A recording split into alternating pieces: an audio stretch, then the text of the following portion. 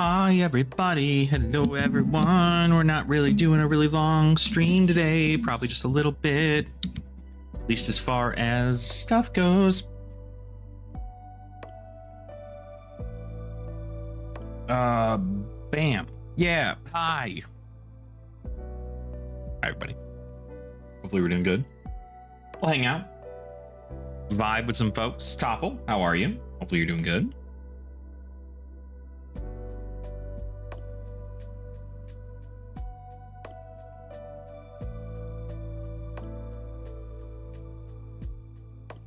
Hopefully you are doing well. Something I want to check here. So, for those of you just joining, hi.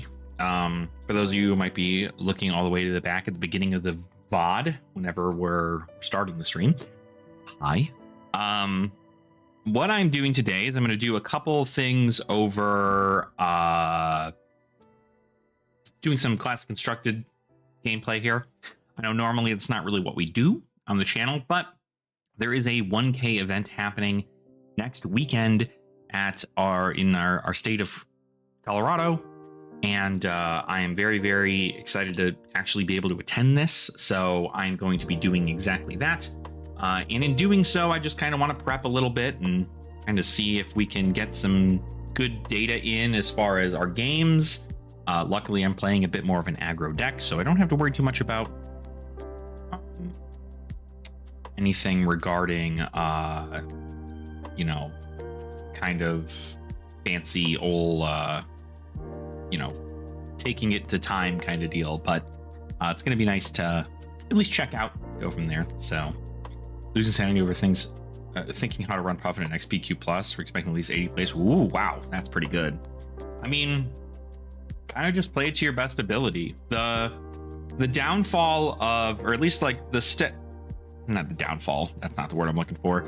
The mindset I always have going into these events, whether they be PQs or even the 1K, is mainly what I'm trying to do is play to the most represented heroes, and also play into some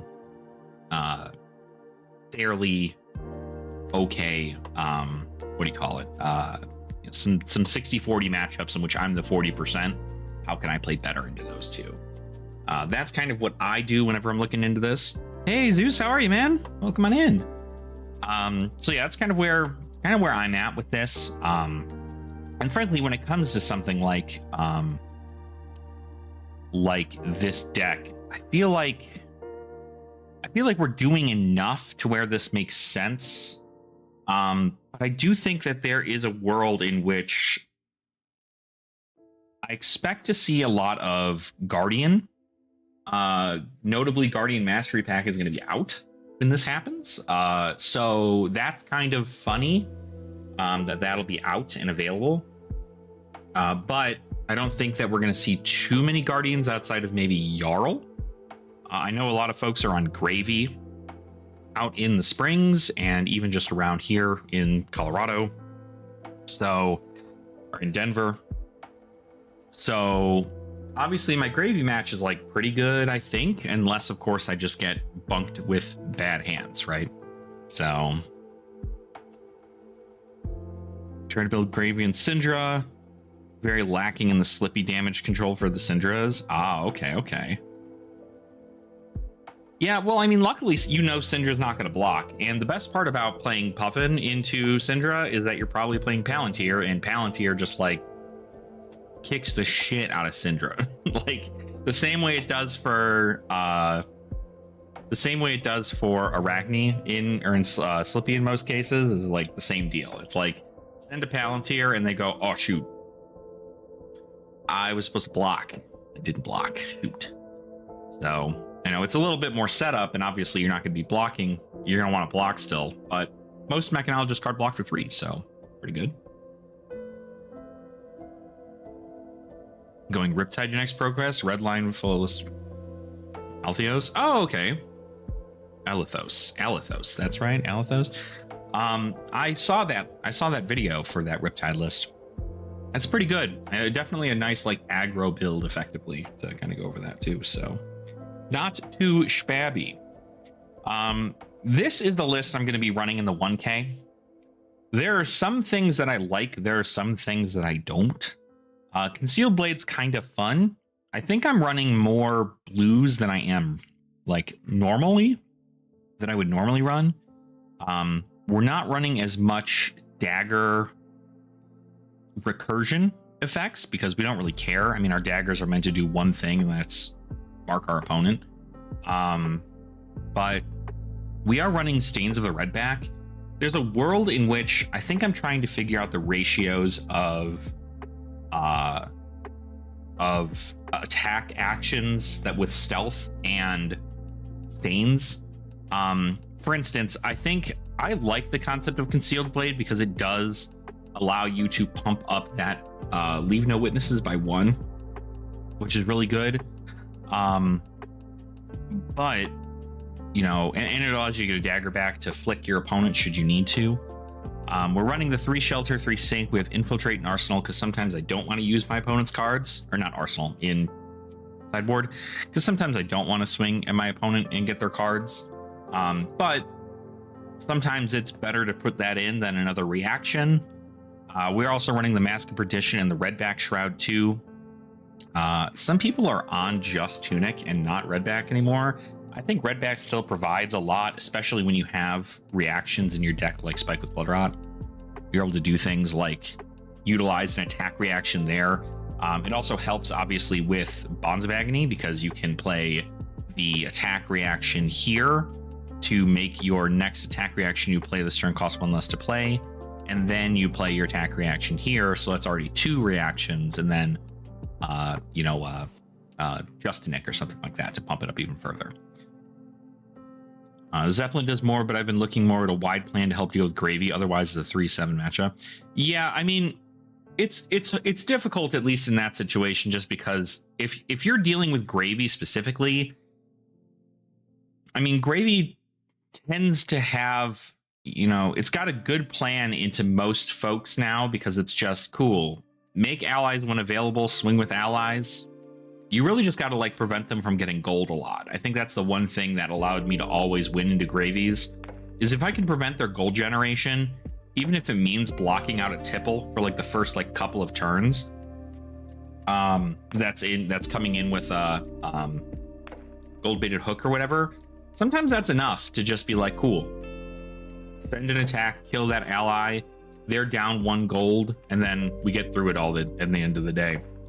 Notably, too, if you end up getting something like a Bonds of Agony in the hand, or a Bonds of Agony, and then you get a golden tipple from their hand, it's really good too. Or feeling finally better. The Huntsman Simp. I love my 3 Concealed Blades with all of my knives just chilling in my sideboard. I just flick every turn for 10 turns straight. Oof.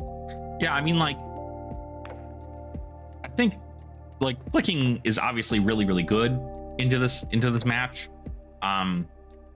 That's kind of where like I'm wondering whether or not, because of my blue count, maybe I run up sticks instead of pick up the point. But I think pick up the point works better just because it comes in for 3 and has go again. It's a 0 for 3 with go again, kind of like everything else in my deck.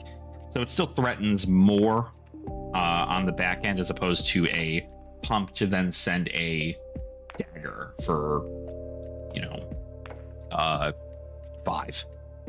So this technically presents less damage, but it gets me my dagger back, while the other one presents me with more damage, but I have to swing with my dagger to get that damage potential. Unless, of course, I play Kiss of Death. So I am playing Talshar tonight. Yes, Jesus, I'm going to play some Talshar tonight. I'm effectively just kind of going over the concepts of my deck that I'm playing, and then just kind of determining what I actually want to do with the deck overall. I think there's some things I'd like to change, like Stains of the Redback. I'm still not like entirely convinced on. I think this is a fine reaction, and this is something I think only I'm really playing. But notably, it is just something that is cute, I guess is the correct word to say for this, is it's cute, because like you want to be able to get an additional go again on stuff, but it also targets only attacks with stealth. Your stealth attacks will normally get go again, but it does help into turns in which you want to swing like a Graphene Chelicera into a stealth attack, and then your opponent goes, oh well, they're not going to be able to send anything else after this, so you pay 1 and go into a Stains of the Red back. That stealth attack comes in for 6, and then you leave no witnesses.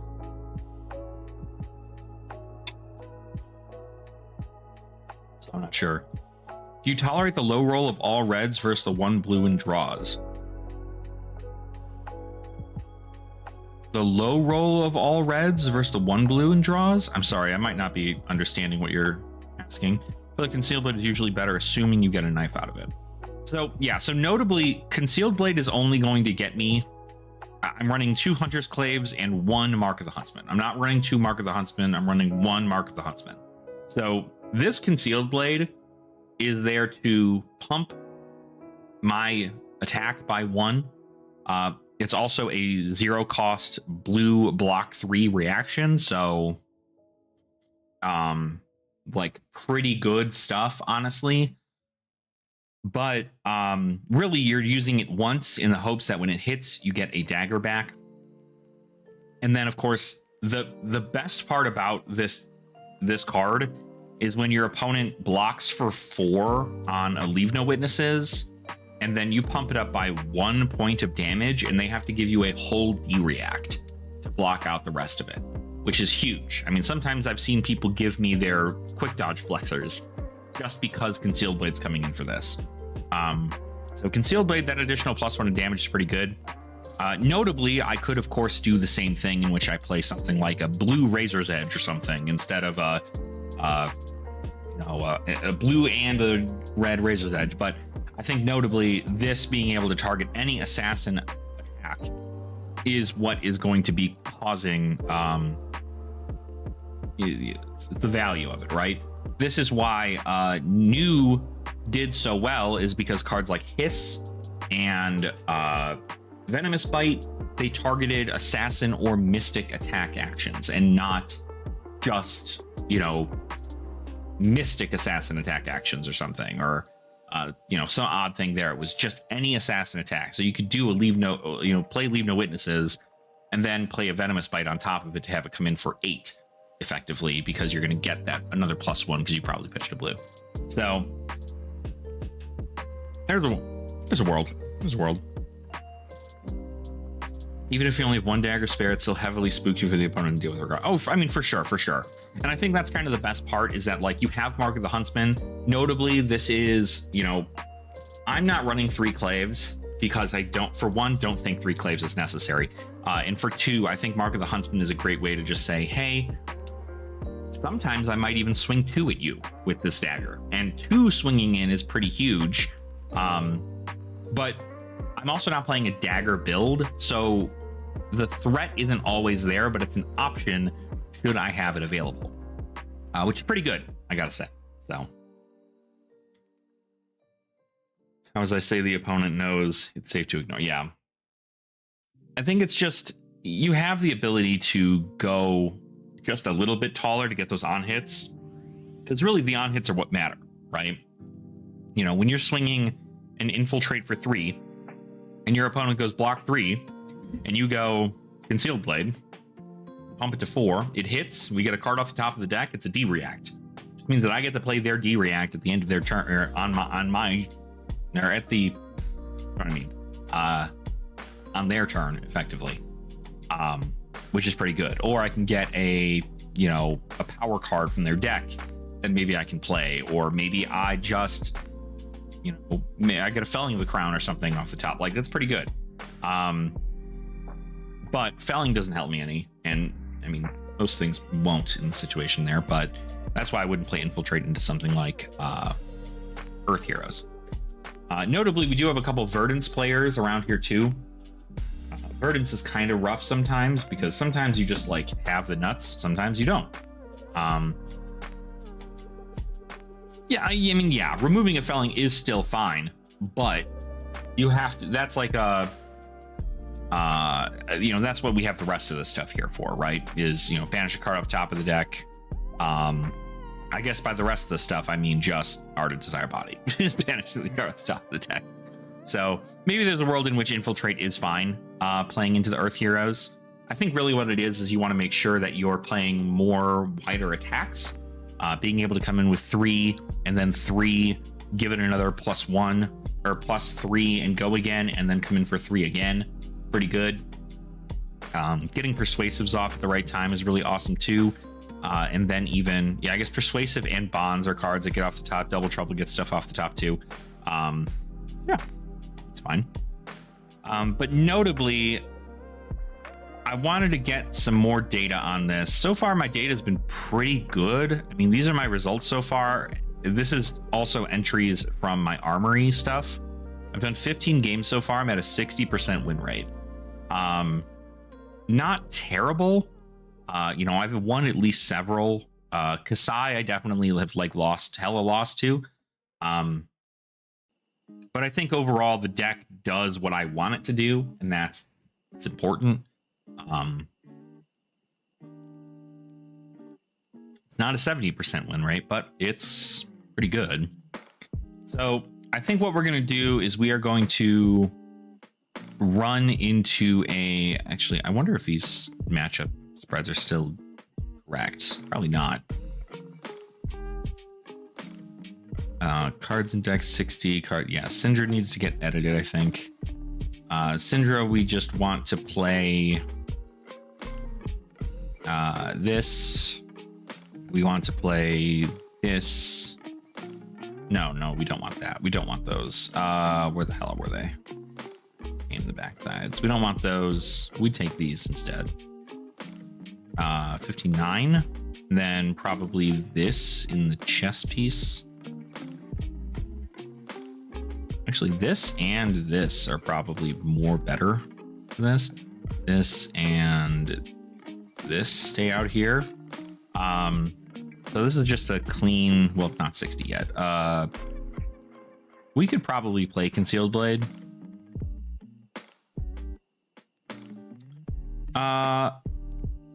Yeah, screw it. We'll play Concealed Blade too.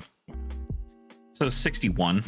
Not terrible. This keeps everything in our deck blocking for 3 except for Codex of Frailty. We have the Bonds, or we have the Sink Belows and the Shelter from the Storms in there, and then we've also got 2 more cards in which they're not going to block at all, because we're going to make sure this gets pumped to freaking whatever and keep it going. So that's going to help at least. So we'll update that information there. Super debating on bringing Kasai. She feels good into what is going on with. Oh, for sure. I mean, Kasai definitely dumpsters on Slippy. It definitely dumpsters on Gravy, I think. But if you don't have things like Blade Flurries or Blood on Our Hands or things like that, it's kind of hard to do. But again, what it comes down to is people are going to want to play, what do you call it? Decks that get on-hit abilities as opposed to hit a hero abilities are significantly better into this meta right now, just because like Assassin can get a lot of value off of stuff just because it's when this hits a hero, do a thing, and most of what we're trying to do is hit the hero. Gravy being an ally deck, obviously it sucks, but really like Sawbones is the one thing that like we need to get rid of. And then if we have the resources for it, we can swing a dagger into Rigor Mortis or a Limpet, or send 3 into a Swabby, or send a CNC into a what do you call it? A freaking Chum. But really, if we can just race down our opponent and they don't see their stuff early enough, like, we're in a pretty good spot. So not too terrible. Size all right into Syndra as well, but Verdance is very easy to dodge.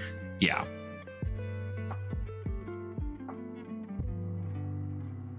Yeah, I think there's, Verdance, Syndra, Gravy, Slippy are pretty much like the meta right now. And I think that's probably going to be that way for a little while. the thing I'm worried about is whether or not Guardians are going to be like a bigger thing. So I don't know. You have like 5 local prisms. Now, Prism's an interesting build too. I am really debating whether or not I should put in poppers like Battlefront Bastion back into this deck when playing into this 1K, simply because I know so many people in Denver are off of Prism right now. There's one individual who's on Prism, and it's Michael Lau. He's like the illusionist dude out here. And so obviously he's probably going to be on Prism, but that's if he shows up. But I think that at the end of the day, you're probably not going to see a lot of them. I don't know how many people down in the Springs in our local meta down there play Prism. I think there's a lot of Guardian and Gravy Bones representation down there. Maybe some Runeblade representation too, but certainly not now. There was like a lot of Florian representation, but now that's the case. So I think we do this here. Let's see. Oops. Add cards insulated against random banishes. That's right. So we do add in the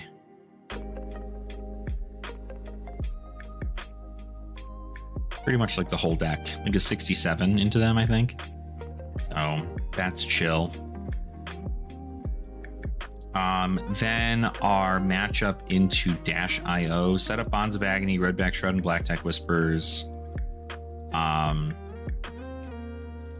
Throw Disruption. Prefer blocking over throwing damage without disruption. So if it's gonna hit, it's gotta hit with disruption. Otherwise, you just block. Pretty easy to do. This one here, I believe we need to add in the these here, add in these here, just to clean 60, I think. Probably we add in, this isn't really disruption, but it is a way for us to get stuff. This is disruption too, and technically also disruption, so not too terrible here. Let's update that. Now, of course, this is all just like stuff that I've kept in the back end here. Clear if it's efficient, Clave or Chelicera for Rigor Mortis, Limpid, Stealth Attack, and Stop Bones. Again, this is the gravy matchup concept here. So pretty much what we want to do is we want to add in these guys. We want to add in these guys, and then add in these. I think that's, yeah, it's 62. It's weird because like you almost don't want to fat deck a lot. Mark the Black Widow is kind of cute, but I don't actually know that it's probably the better bet, although it is another Justinek target. And again, I do really like Justinek. Caden bought prop stuff for Lyeth. Shield, found herself a cold foil hammer. Like, ooh, nice. There you go. Did you see that that new card that came out in the spoiler stuff for Master Pack Guardian? Did you see the very much so Lyeth specific card? Little Bigfoot? Because this card says it comes in, it has a base power of 2 because of Lyeth's ability, but it gets +6 if you have 2 yellows or two blues in the pitch. So this will probably come in for 8.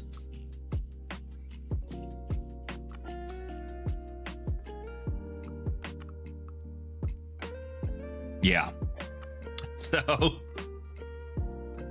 this is pretty cool. There's a lot of interesting stuff. I have a video coming out hopefully soon here, notably showcasing that Valda is now available in Commoner and in Project Blue, which is pretty neat. So now instead of it being a Majestic, she is now a Common.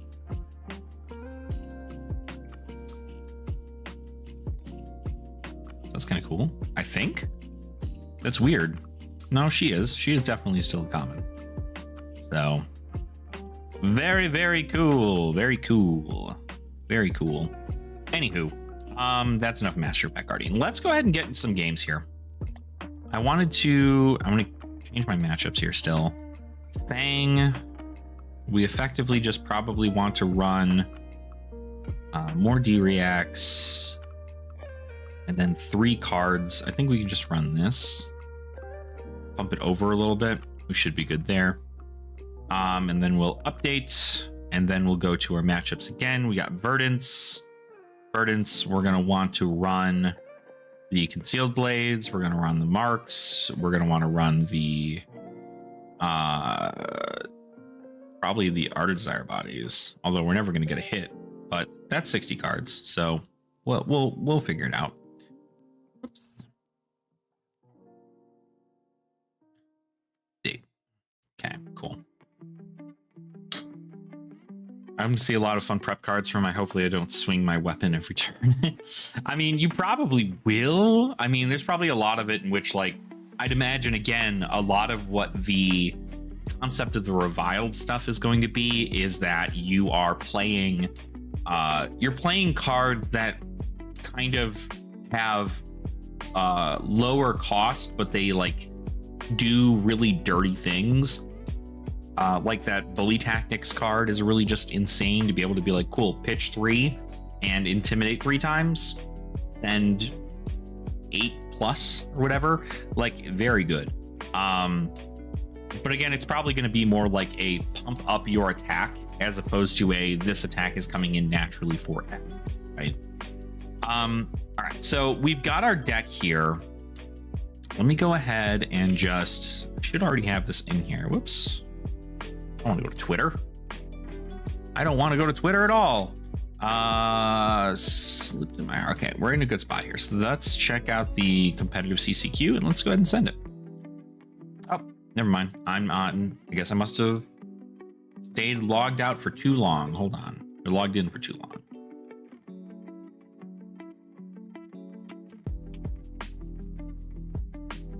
Featured brute because it, yeah, it definitely does not say brute. So, but I mean, I think a brute with that card would have been like insane. I don't know that that would have been like smart to have, I think. Okay, let's go ahead and pop on here. And again, we've got kind of the main here. Here is Marlin. Okay, so we're gonna go, I think we want to go first here for sure. Hit you with a hello. Good luck, have fun. I'd say in this matchup, we probably want... We probably just want these. And then maybe... Concealed Blade, we could play the Stains. I think Concealed Blade might be better because we're trying to get that disruption off. And then we'll just play Mark of the Black Widow also. So... yeah, I guess I think there's a world in which running the reactions might actually even be better, just because they're not blocking as much. I think we're also going to want, I mean, Redback Shroud's probably pretty good because it allows me to keep a card and block one. So we'll see. I think that's fine. We'll send it. Very possible. Yeah, definitely possible for Tiger for sure. I mean, it all depends on the kind of build. It looks like they're running a very static build here. I could go ahead and pitch into this, swing a Clave for 1. You're going to give me that there. That's cool. Gladly take a drill shot out of your hand. I'll go ahead and see, theoretically, I should pitch this into here because I don't want to try and like threaten that. Get another card out of their hand. That's a Battering Bolt. We'd love to see that. Okay, and then we hope to strip a arrow out of their hand again. A CNC, that's huge. Okay, cool. Yeah, I want to close the combat zone. That's huge. Cool. Not terrible. And I think there's a world in which, yeah, we might actually fatigue her. 4 extra cards. Them running CNC feels wrong. Yeah, I mean, probably, but okay, there's a Conquer of the High Seas. Probably more like attack action oriented, if I were to guess. But they're gonna have to pitch 2 blues into this to get a High Tide and go, or well, to get High Tide. That's weird. I thought I was in the competitive CC queue. I thought you were, well, I mean, probably undo that stuff there too. I think they're wondering if they should crack gold here. Oh, so they don't have High Tide. So notably, this is still going to hit, but we can do a very quick.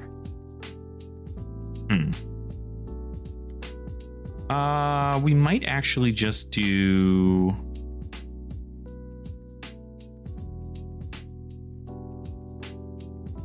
If we block here, sink.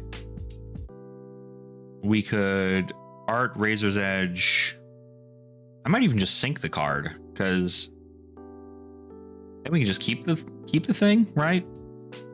Take a couple damage. I can actually probably even just sink this card. Okay, well, fuck me, I guess.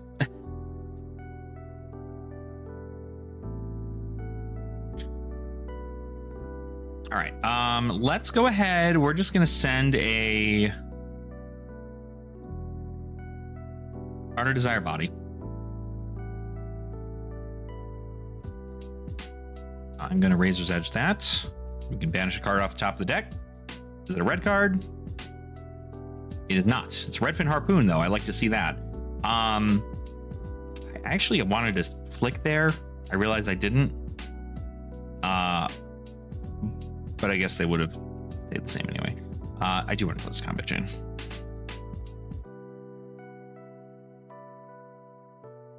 I'll add the Star Signal Pass.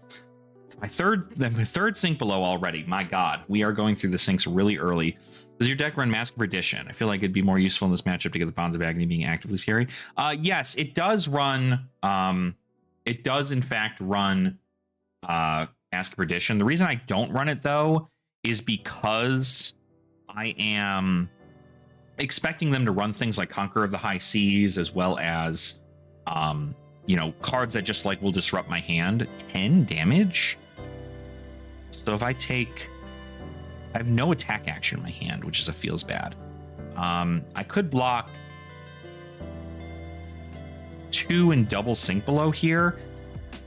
It doesn't feel good, but I think I might actually. I think I might double sink here. I'm gonna sink the Mantle, I think. Actually, maybe we'll sink the Orb Weaver. That's a pain in the backside. And then maybe we'll sink the Blood Rod. Okay. Yeah, we're seeing all of our D-Reacts really early, so never mind, I guess.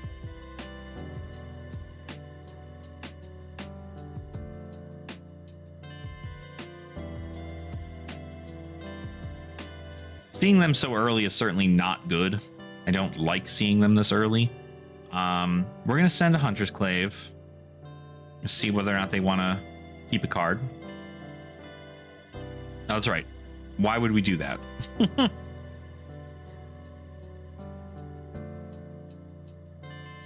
There's no way they're actually blocking with a card. That's huge for me. This is not a real game. All right, cool. I was like, wait a minute. Are they actually doing that? There's no reason they should, right? Sunken Treasure.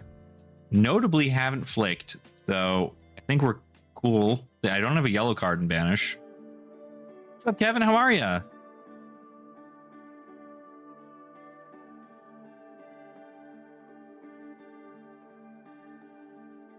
Okay, so I'm out of sink belows and now I'm back into my shelters. Hopefully I don't see a shelter so early here. Okay, battering bolts. Yep. So any non-action cards. What cards other than action cards? So we can block. Yeah, no kidding. I'm in there. We could block.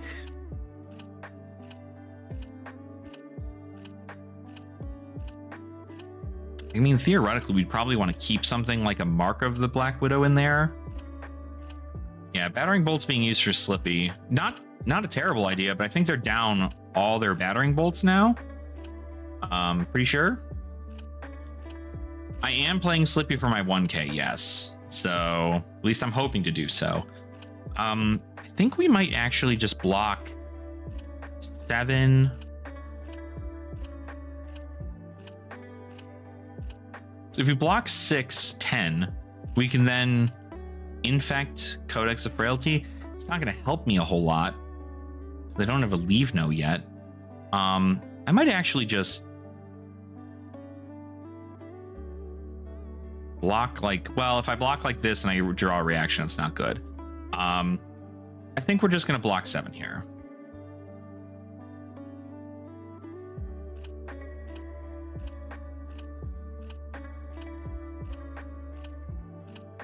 Yeah, so that hits my hand. They know they can't get anything. Okay. There's the tar pit trap, so we know there's not a tar pit trap in here now. Yo, what's up, Jonathan? How are you? How the hell are you?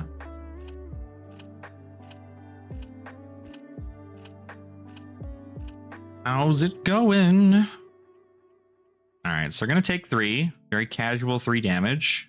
There's a tar pit trap. Okay. Sure.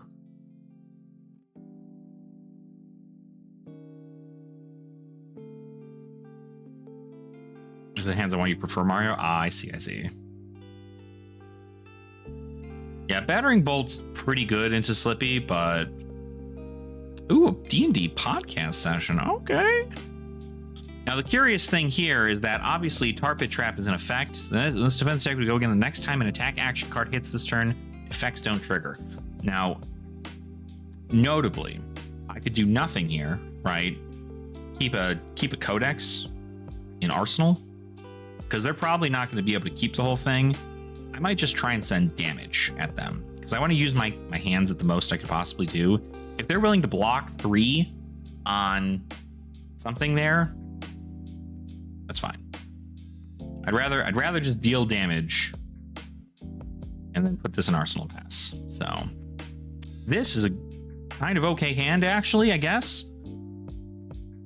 Okay, so they had this. Was that a port side? Yeah, port side. Redfin Harpoon.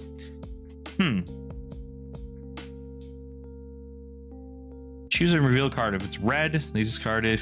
So looking for red cards specifically. They have Overpower. Well, let's see. That kind of feels bad here because I want to do Justinic. But if I just take 8 here and they get rid of Justinic, I can pick up the point, flick. No, I don't have the reaction. It's just stupid for me to not block this. Block.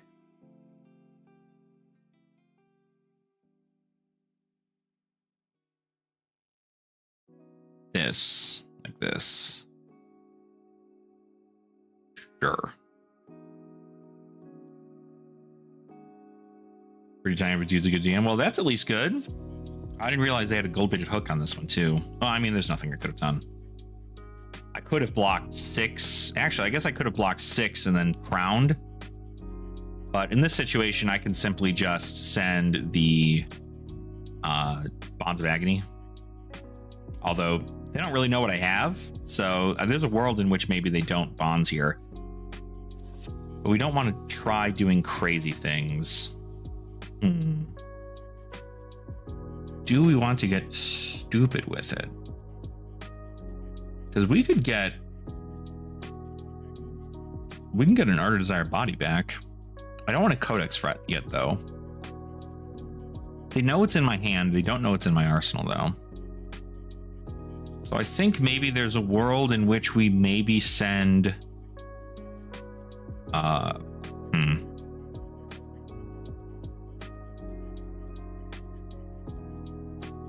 I think we send the bonds. I think we need to bait them for what it's worth.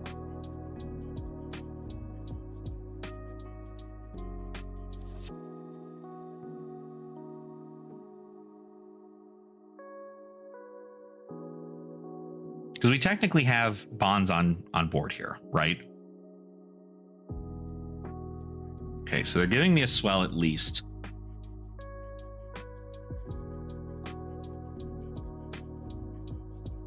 See, this is why we do it. This is why we do what we do here. Because we can just simply send bonds and then say, cool, pass. And then send dagger. Yep. Yo, what's up, Josh? How are you? So now they're marked. We could codex here, notably, which wouldn't be terrible. Codexing, I'd probably get back an Art of Desire body, which I think I'm going to do, actually. I think I'm just going to do that. Actually, you know what? What if we got a bonds back?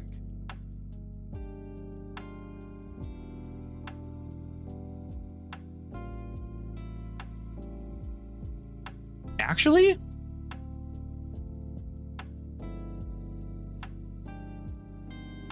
That's not bad.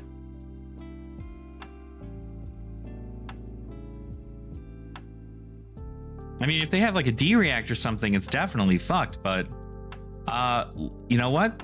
We're there at 4. I mean, we rip a card from their hand, right? I'll flick my dagger.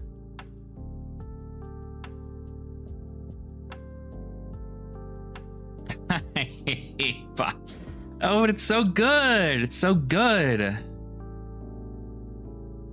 And notably, it'll get go again. So that is kind of crazy that we could technically do something else if we really wanted to. I'm curious what card they kept in their hand. They're going to quiver? Oh, I see. I see. That makes more sense. Damn, I forgot that's an instant. That's pretty cool. It's okay, they have to shuffle their deck, so.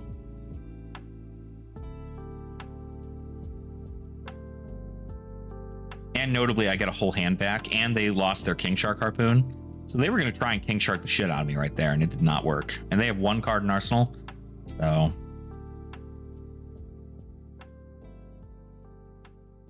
And then I just deal 1 point of damage. Let's see, what do they got? They've got King Sharks. They've got Codexes. Pretty much an Eye of Ophidia. Interesting. How many Tar Pit Traps are they on? 2 more. So they're on 3 Tar Pit Trap. They're on Bluefin Harpoon. Very interesting. They're on Yellowfin Harpoon. Definitely interesting.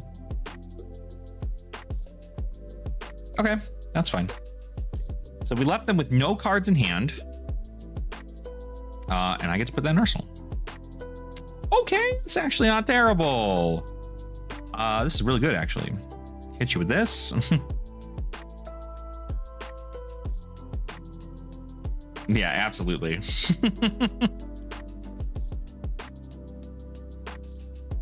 Yeah, Mask of Perdition would have been crazy for sure, but yeah, this is just drawing the most nutty hand of our lives here. Okay, I love to see that. We're gonna do this. Keep you honest. Okay, there's a Tar Pit Trap. That's fine. Because it just means that it's going to block this out here.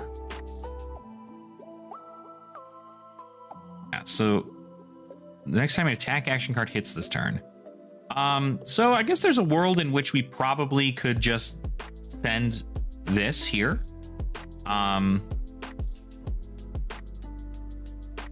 Crazy that they got the Tar Pit Trap off the top there. That's so good for them. I mean, I'm just going to send 4 damage and then flick.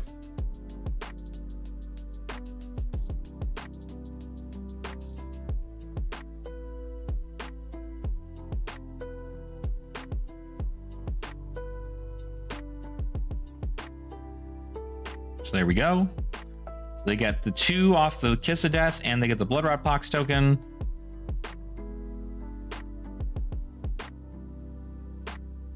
No, yeah, it doesn't count because it's destroying a dagger, not an attack action. Okay. So they're just destroying their arsenal to gain a resource. I'm still getting, I guess I'm not getting anything because of Tar Pit Trap, right? Oh. Oh, yeah, the on-hit effect for Blood Rot doesn't work. So we still flick them for 1 damage, and then the Blood Rot didn't get, and then we send that. That's actually pretty good. That worked out pretty good for us, I think. We're going to do this. Okay, this might be a world in which I actually Concealed Blade here.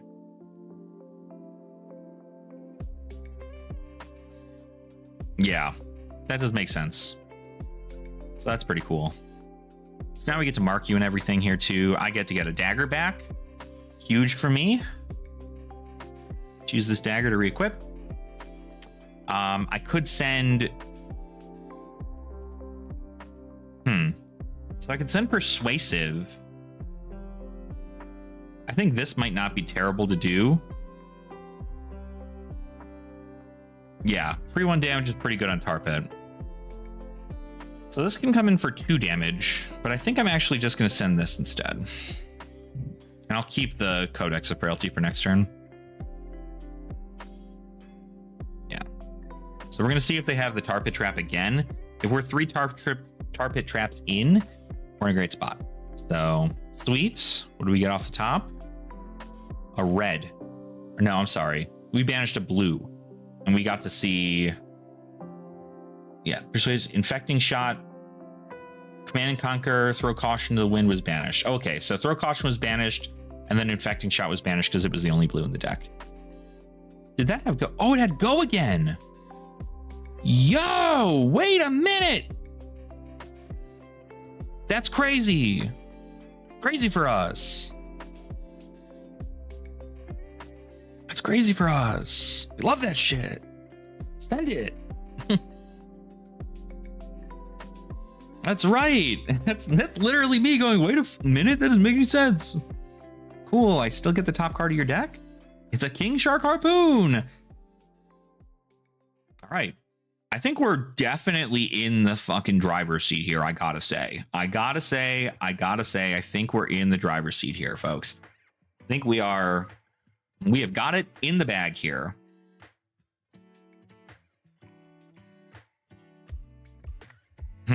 Now, notably, we could do this.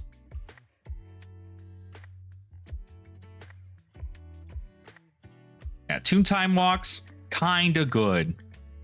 We got a salvage shot off the top, so not too great. But we can then send a Clave for 1. And then we can send a Leave No Witnesses for 4. So we don't get their arsenal, but we'll get the top card of their deck. Again. And then I will add this to arsenal. Sweet.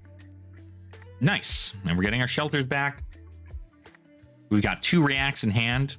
So this is going to be a pretty good hand to hold, I guess, in this situation.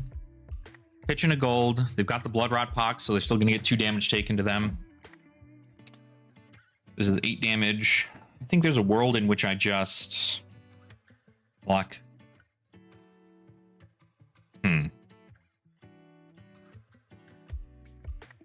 If I block 9, no. Can I lose my arsenal here? I think I just do this instead. And I just filter my arsenal. That's kind of okay, I guess.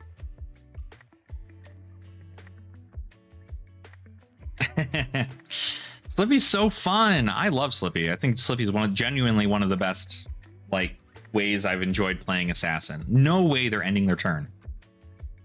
No shot. You're gonna pitch to... Okay. Interesting. So notably, we have the Infect here. So we could even bonds again. I think that actually might be what we do. I think it's very, very clear in this situation that we're probably going to bonds.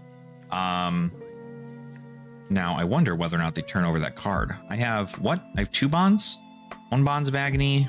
I have one Bonds of Agony in here. I guess we will see what they turn over. They turned over something in theirs to get a gold. Oh, they turned over one of my codexes. Okay, then I will flick a dagger. Well, this is again going to be something in which if I get tar pit trapped, I'm just going to cry.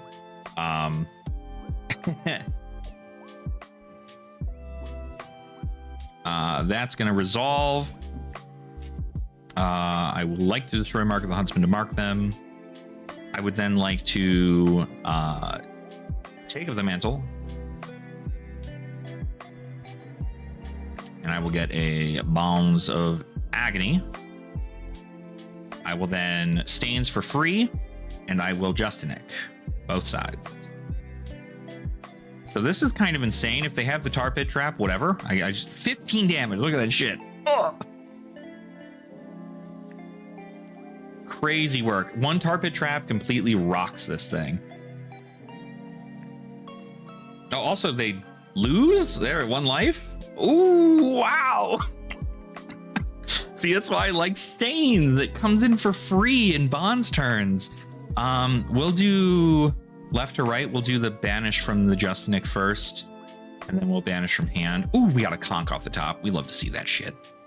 Widowmaker, Battering Bolt, Murderous Rabble. Ooh, now Murderous Rabble's pretty good. If we get rid of their arrow, I mean, there are already multiple arrows in. I don't actually know that I care. I think I'd much rather get rid of their cards that allow them to go a bit wider. Murderous Rabble's good. Widowmaker also notably doesn't. I mean, Widowmaker sucks for me because I can't block with my equipment to make it less. Is there a world in which Murderous Rabble is the better card? Yeah, I think it is. Yeah. I mean, they're in flick range, so it doesn't really matter. And then we're just gonna pass. That's crazy. That's crazy. So we'll just put this in here. Yeah. At this point, it's like, you still want to, that's the thing, right? It's like you take one look at this and you're just like, yeah, nothing really matters. But like, there is still a world in which it makes sense that this happens. Block 3. Dude, this hand is nuts. What the hell? Okay, they get the Battering Bolt. So this is going to come in for 2. Yeah, 1 flick I win. So we're just going to go ahead and we'll get rid of the reaction here, I guess. Yeah, 2 Kiss of Death is kind of insane, not gonna lie, so.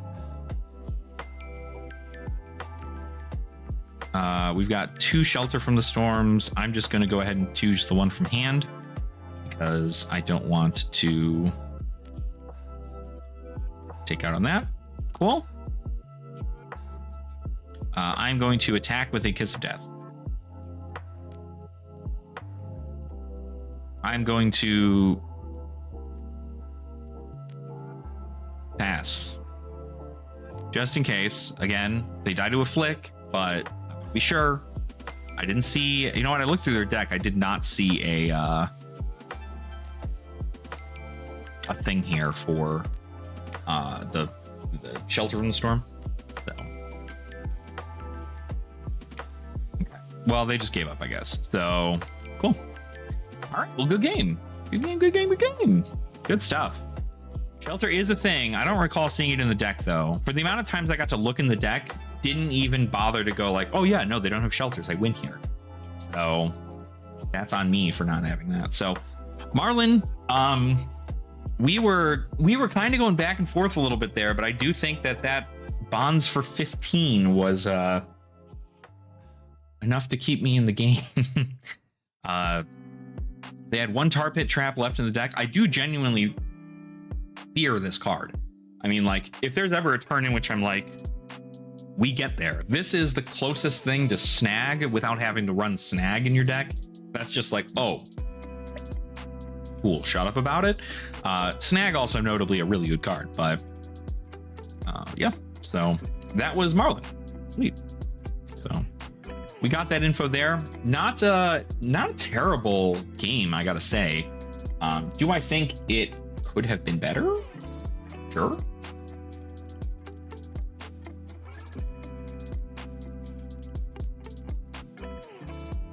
But yeah, that was again, I think there's a world in which I really do enjoy what do you call it? Freaking Stains of the Redback.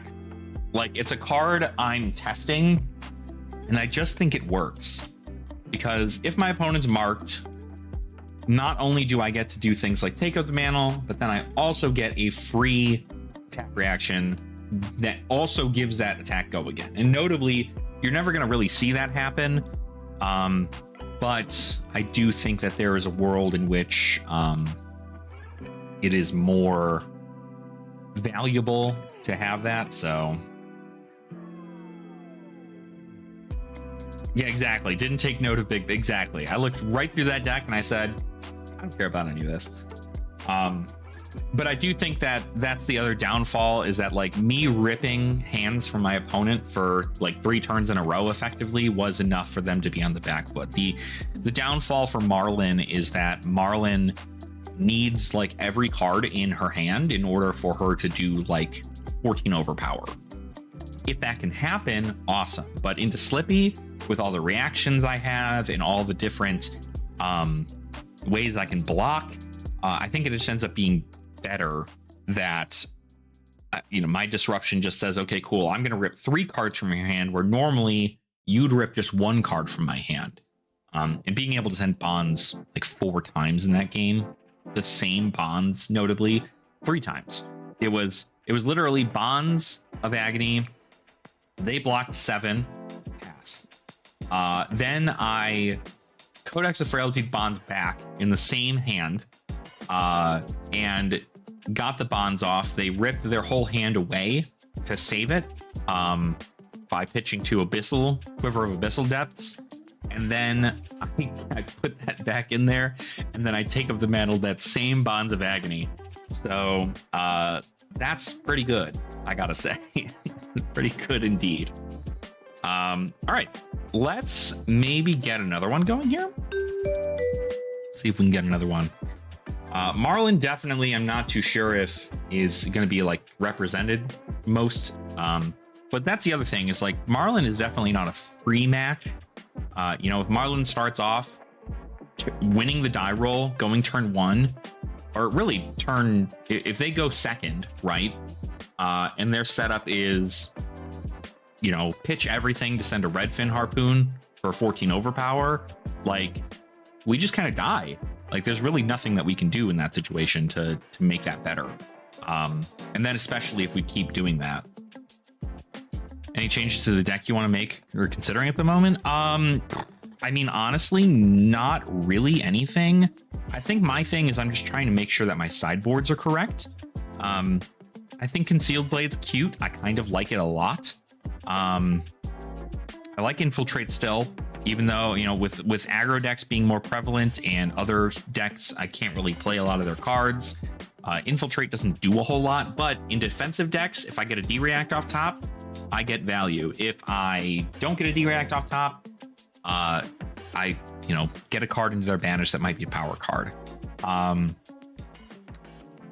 Double Trouble is nice. I almost wish I played I don't know. I almost wonder if there's another card, because like Double Trouble's cute. You're able to get value out of it, right? But you're really saving your reactions for Mark of the Black Widow and Bonds of Agony and like Persuasive Prognosis. You're really not doing anything in regards to Double Trouble. So like it's just a blue block 3 stealth, but aren't there like better ones? Could you play like Bonds of Attraction instead? Bonds of Attraction might not be terrible, because if it's 1 power hits, I don't have to use any reactions on it. If it hits, I banish the top card of their deck and a card from their grave of the same color. I get to gain a life, and also I get to banish cards from their grave. So if I get if I'm playing against Gravy Bones and I get an ally off the top, And then I also get something else. I'm good. Oh God, fuck. Kano. Oh God. Oh no. I don't know that I'm ready for this. Blue.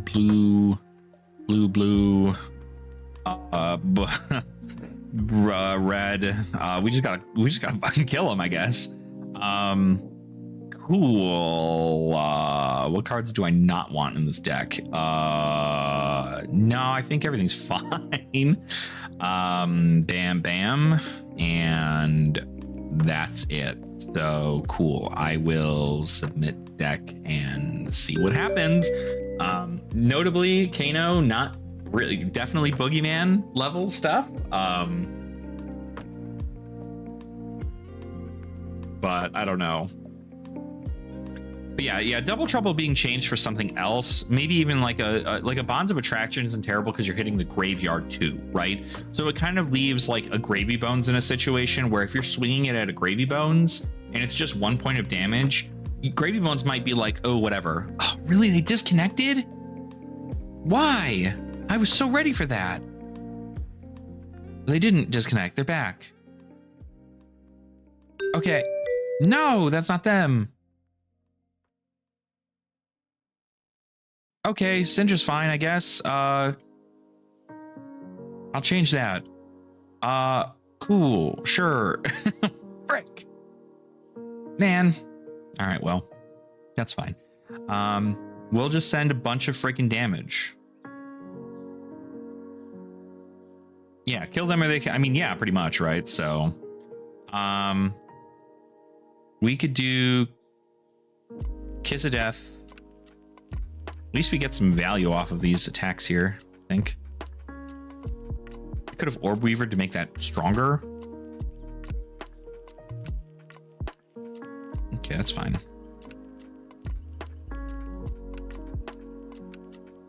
Oh. Interesting. Sure, yeah. Why? I don't know why you would do that. Okay. 3. You're blocking 6. Okay, so they're expecting something else here. Cool, that's fine.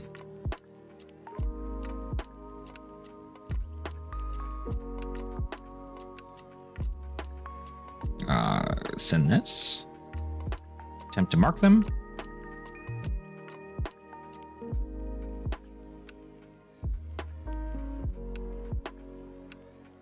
Sweet. They'll be marked. They're going to spend the last 2 cards in their hand to block out this Leave No Witnesses. I'm going to flick them, and then we'll be in a good spot. Leave No Witnesses. Block 4. That's perfect. That's fine by me. Kiss Death. Take 2.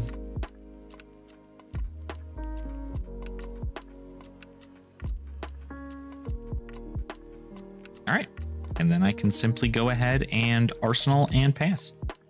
So see, Orb Weaver there would have been bad because they would have blocked 6 anyway. Because obviously it's a turn in which they want to block fully there. So the Shelter turn 1 is going to be pretty good here, I think. Ronin Renegade for 3. There's a world in which I just block and send Command and Conquer. We could also just not do anything, right? Like,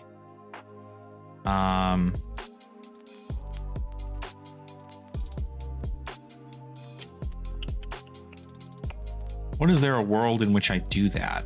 I guess not really one, huh? CNC. I don't need to send all this shit. Okay, they're gonna do that. I am going to choose an instant, the ability. So that's fine.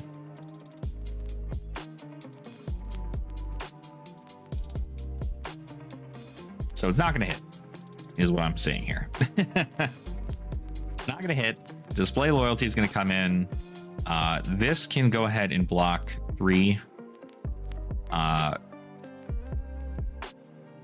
We theoretically could probably block 2 here, actually. I'm gonna undo block. I'm gonna block 2 here. And then we have 1 floating prevention.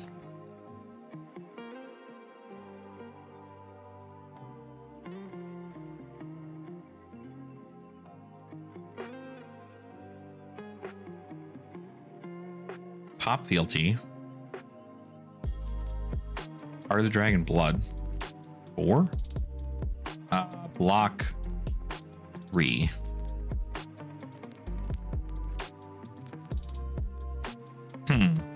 Now, notably, if this is Art of Dragon scale, we lose here. Actually, you know what? I'm gonna undo my block. I'm just gonna take that damage.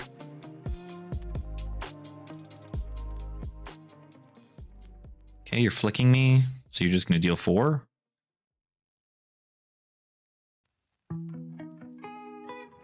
Lava burst. Okay, for 5. You know, I don't actually care that that's the case here. I might even do...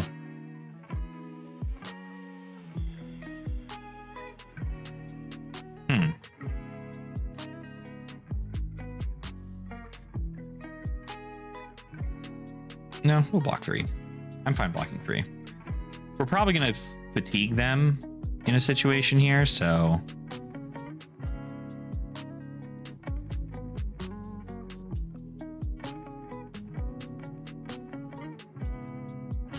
Okay.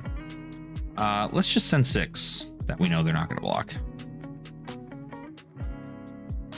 And then we're going to hit a red card. We're going to draw a card and gain a life.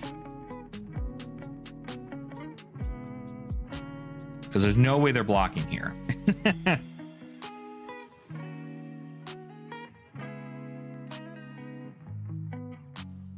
This card is so good into Syndra, it's literally just, there's no way they're blocking. What is happening? Wow, we got an Imperial, we got an Empowerment and a Fire Tenant? What is his hand? Yeah, sure. That's awesome.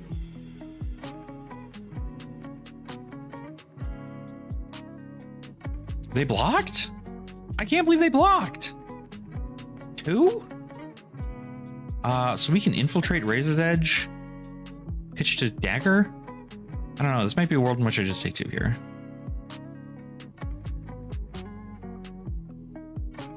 Sure. Send a Dagger. Devotion for 4. Sink Blow. I might actually sink below the Concealed Blade. I don't think I need all that shit right now. That's better, I think. Okay, you can't get back your dagger.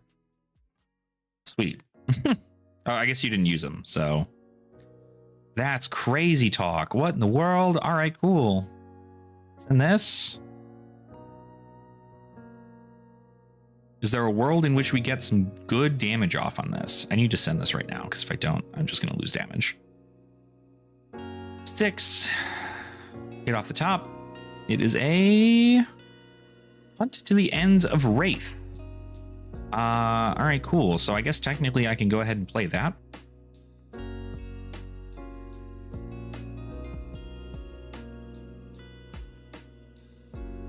Okay, take some damage. I don't have it. The Codex of Frailty here would go so goddamn hard, but I do not have that. So we are instead going to just pass. I'll have the T-Toxin here. Hopefully the goal is draw a Case of Death in this hand and then just kind of wait it out. So, no, well, punished. Almost always punished. Okay, Dagger for 1. I think we'll just block with our boots here.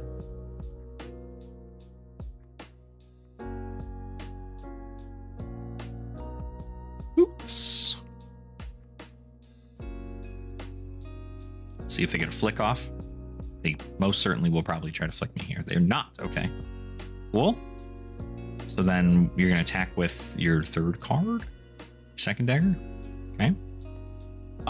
That's fine.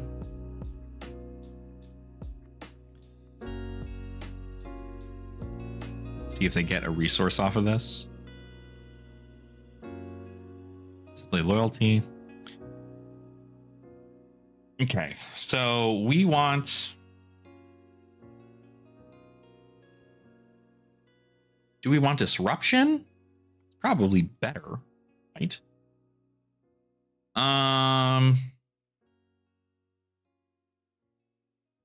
Well, Well, notably, I have to keep 2 cards in hand if I'm going to do that. So I need to just determine whether or not I want that. I think that's too much. So I think we're just going to block 3 here. Okay, they're getting Ancestral Empowerment. That's really good for them, actually. So that's fine. So we are on 2 hits for the Mask trigger. I might just give them my whole hand. Let's block more. Hashtag block more.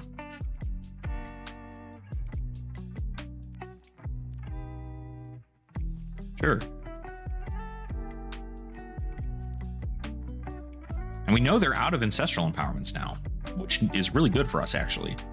So, pop a fealty. Okay, snatch for 4. I'll block 4. Sure.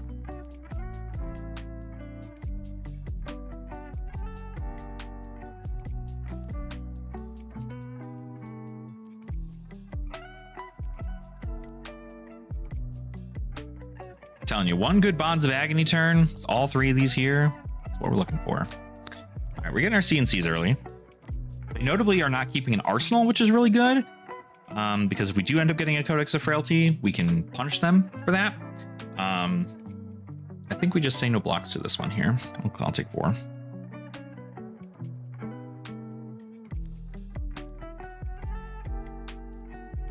Okay, Brandwood Cinderclaw. I mean, I hate having to block this, but fuck it. Rather block a card that's going to prevent a flick. Okay, cool. So notably, they're only at 1 Draconic Chainlink right now. So they're going to have to play 2 more Draconic cards to make this happen. Ravenous Rabble. Okay, so we're still at 4. They revealed a Art of Dragon Scale off the top of their deck, which kind of sucks. But they're only at 2 chain links for this, so I think we might just do block 3, take 1. No, sorry, they flicked here. Ah, fuck it. I don't care. I shouldn't have given him a card. I can't believe they flicked. I forgot. Stupid. That's what I get. See, and that's the thing that punishes you. That's what punishes you is this. So now we get the Art of Dragon Scale. They're going to come in for 5. So we baited them. That's on bait.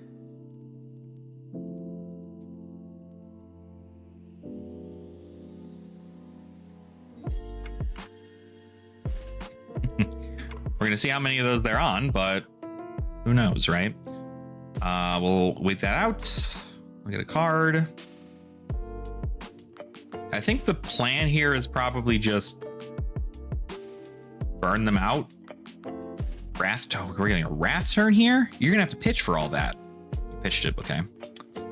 Well, let's see. If you flick, you're not going to be able to swing that dagger for free, so you're not going to flick here. I will then go ahead and just block 3. It's fine. Kunai for 2. I will block.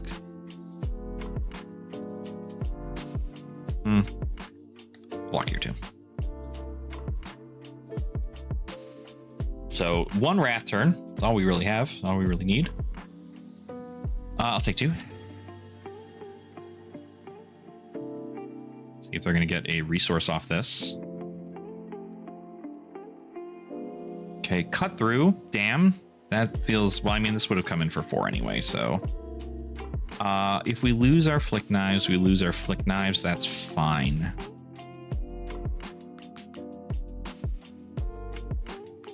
Ravenous Rabble. So they're going to get a thing off this, which sucks. So we're just going to block damage, I guess.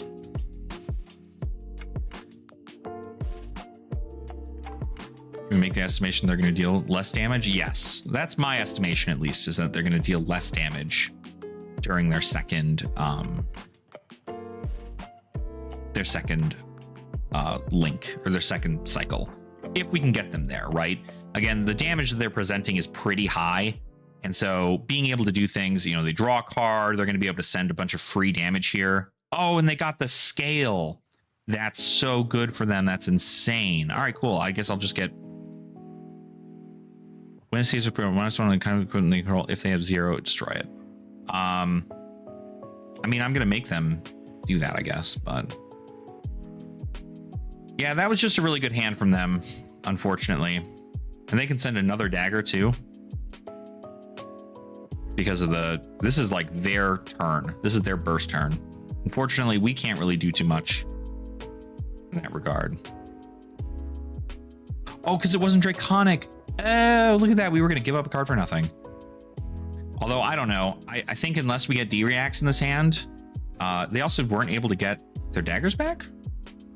Oh, because they only brought the one back. Then this hand sucks. Like, this is bad. Like, why this is happening, I have no freaking idea. But that sucks for us, I guess. I'm just going to block 3 here. But yeah, we can make the estimation that they're going to not be able to send as much.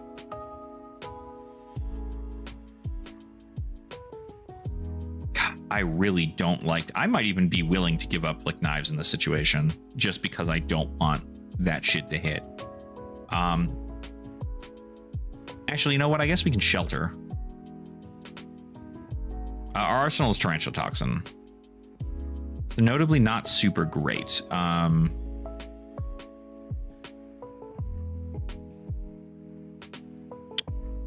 to block, right? I think I'm willing to. I'm gonna use the ability here. Prevent 1. So that way, whenever they flick me, it's not gonna deal any damage. Okay, that's fine. So that one hit. We're preventing the 1 here.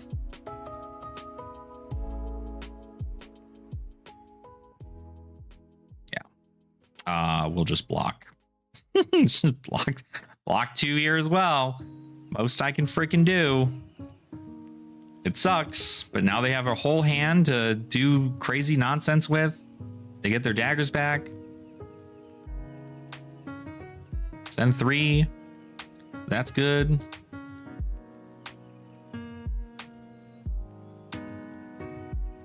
And then they have what? If they have a lava burst, I mean, we just kind of die, right? So.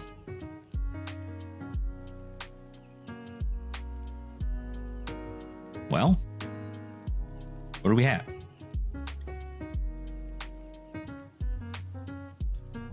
Yeah, I think this definitely just ended up being a, we didn't see bonds early enough.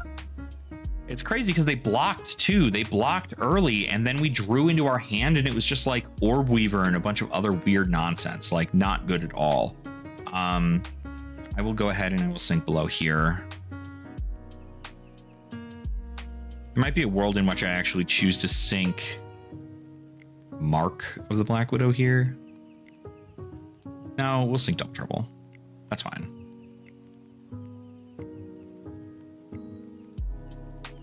Ignite. Okay. I mean, at this rate, we have to block it, right? Like, if we let this hit and then they swing a dagger, that's still free, like a bunch of free damage, and then they have to send in more. We still have to block it.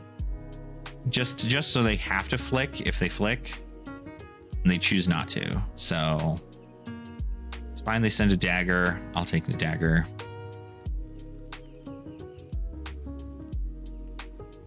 Yeah, because they shouldn't have too much. I mean, like, most of their deck is just going to be reds, right? So we block this here. Yeah, flick. I don't think that there's a world in which I live this, actually. So unfortunately, it just came down to they got their stuff first. I feel like I threatened enough to where it makes sense, but I think they just got the nuts, right? Yeah, like for 5, they can then go ahead and give it a additional whatever here. I might even give. I mean, I have to give this here, right? And then if they do it. Okay.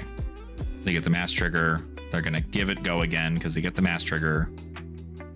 Woo! This is bad. This is not good. Yep. Flight path. Give it go again. Swing any 0 for 4. I die. Cool. Yep. That was good while it lasted, but not too great there. Good game. Yeah, having back-to-back turns like that was pretty good for them. I don't know that there's any way that I would have been able to outblock that. And again, we didn't see a Bonds of Agony at all in the beginning of our game. They were, oh, look at that. That's where they were. 2 Bonds and a Bonds right here. Seeing them later in the game is not good for us, because if we can't present that kind of disruption early on, we lose. We also can't take 23 damage to then only get a card. We didn't get any of our red Mark of the Black Widows. There's 2 right here, 1 right here. We got a blue Mark of the Black Widow, which notably would have helped, but blue Mark of the Black Widow came too late too. All of our hand disruption came too late, and that's just non-variance. Not anything we can do in that situation. We didn't see our D-reacts early enough either, but really it's like we want to see hand disruption early enough so we can keep that tempo instead of anything else. It was crazy that they blocked out 6 on that Art of Desire body, because frankly, I mean, it would have banished a card from the top of their deck and I would have gained a life draw card, but like it really wouldn't have been anything else. So very interesting to see, but yeah, just at the end of the day, not anything I can do about it. So it is what it is. We'll move on to the next one. And again, that's kind of really what it comes down to, is we're trying to pressure a lot. And if we can't pressure, right? Because there's a world in which if we take 20 damage, it's fine. We want to go second, and we want to do this. Cool. Hello. Good fun. Man, send that shit.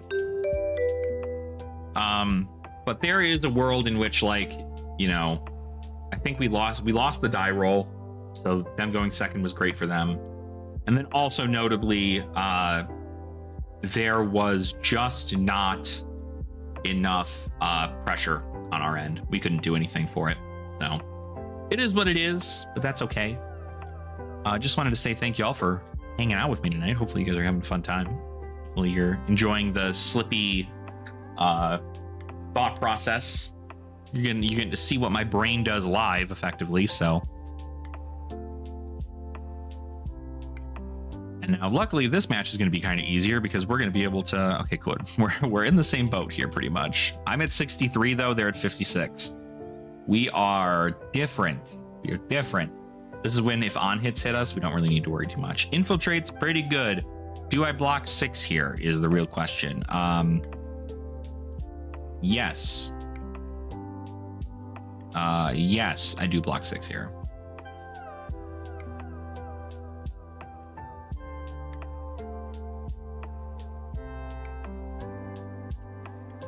And we're going for a bit more for aggro. Okay, that's not bad. I think we can do a game after. Do I want to give equipment here this early? No. It's dumb. If they have a concealed blade, they just get value. So we just block. Oh, yeah, this is just kind of good, huh? We could do a big thing here, and they could respect it, or they could not. Very curious to see whether or not a Bonds would connect here. There might be a world in which I Persuasive instead, but I do think T-Toxin might actually be better. And now I feel like I should have given these up. Notably, though, if we do this, we give it go again if it hits, and then we get to do Persuasive is pretty good. We could also T-Toxin this, which isn't terrible, but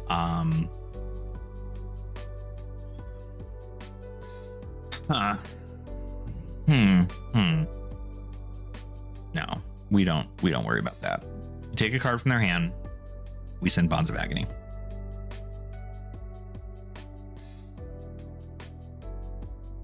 If they don't know what our hand is, pretty okay spot.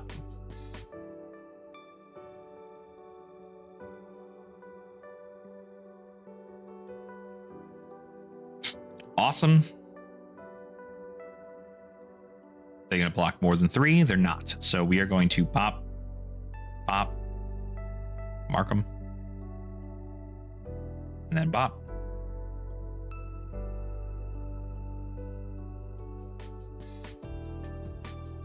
Did the D react? Maybe.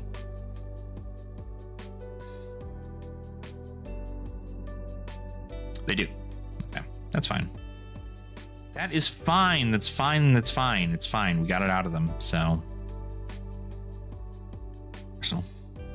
now we have a bonds. So 4. I don't like 4. I'm going to actually give you crown here.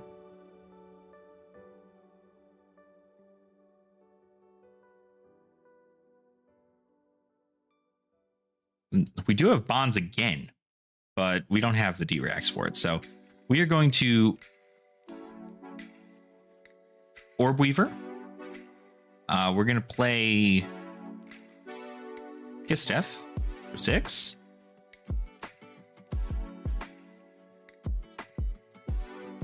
And see, this is where Double Trouble just kind of like doesn't do anything, right? Like I have daggers available, but like it doesn't do anything.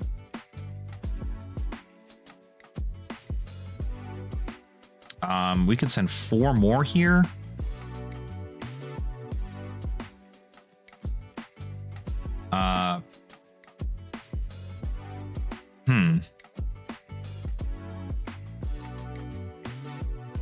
Let's just keep the bonds in case, right?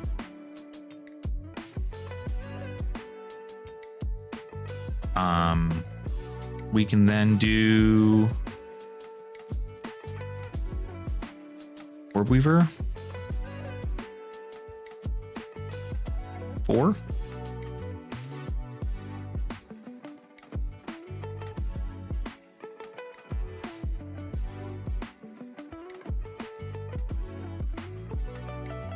Sure. Ooh, we got the sync out of him. I love to see that shit. That's so good. Awesome. Yeah. I'm gonna close the combat chain. Put this in Arsenal because now they definitely have a codex. So we are hoping for that. Oh, you know what? I didn't flick. Oh. I'm so stupid. Oh, I'm so dumb. I didn't flick the thing. Oh no, Alex. Oh, Alex, you're bad. Oh, Alex, you're so bad at this game. Oh, you're so bad. Oh, bad at this game.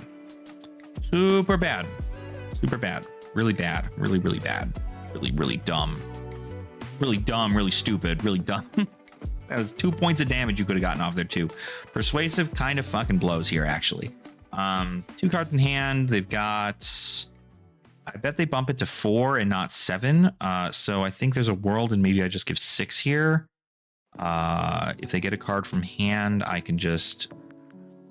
Flick dagger. I think I just block like this.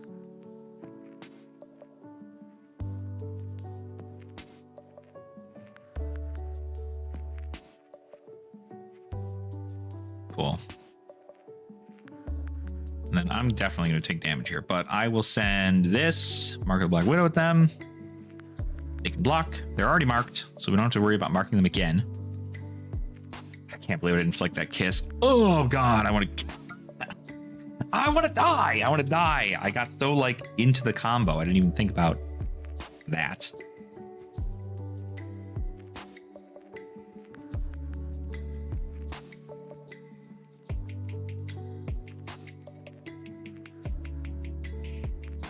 Now, notably, this hand is going to just kind of like, if they block it, we have a good use for Tarantula Toxin. If they don't block it, well, they lose a card from hand. Okay. Gonna hit.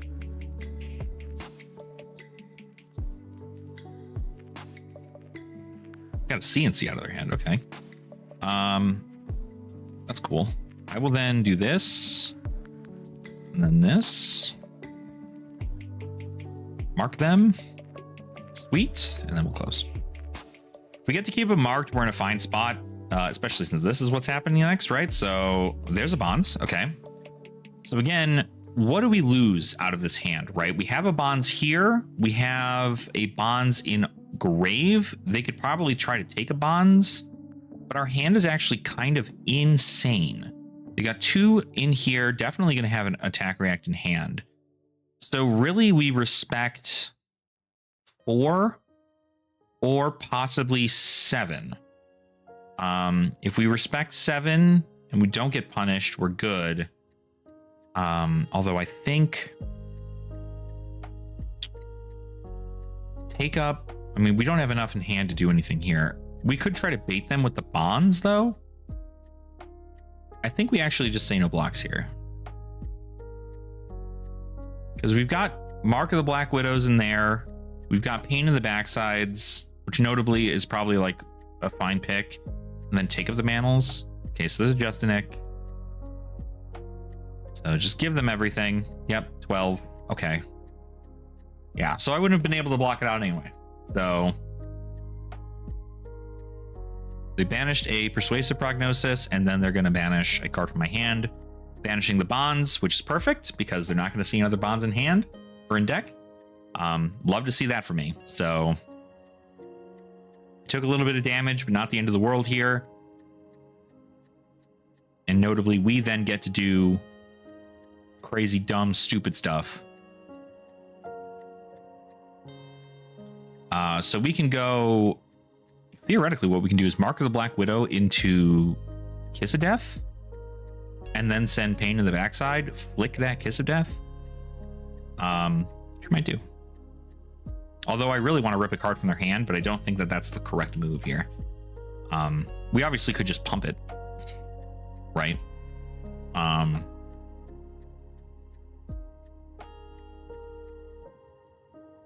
Or we could send the bonds next, but they know what's in our hand. So there's no real point to doing that there. Giving us 1 and 3. Okay, so we are going to do that then. They want to keep their hand, I think.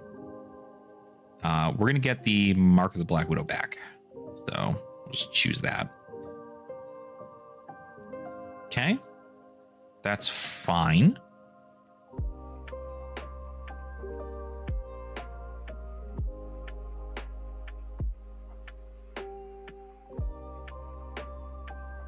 We are through all their Sink Belows? No. They were through Shelters too. 1, 2, 3.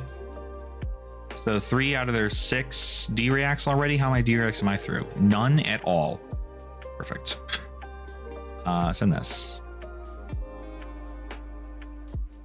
They don't like their hand, I guess. Sure. Yeah. Okay. Graphene Chelicera, send that for 4. Go again. I mean, my hand is very easily this into CNC, which is pretty good. I wonder if it's a T-Toxin in Arsenal. We haven't seen a T-Toxin from them yet.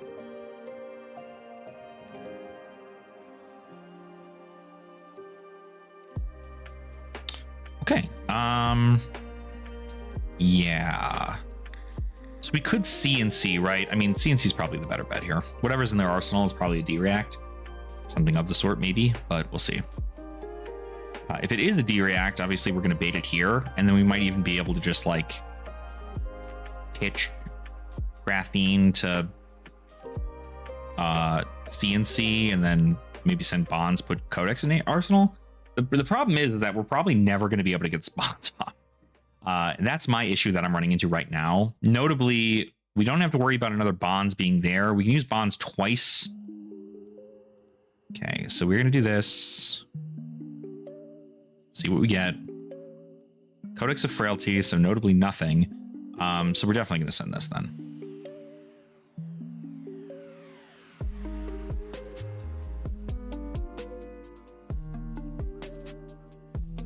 Okay, so we got the crown. Pretty good for us. There's a world in which I might mark them here, but I think I'm going to wait.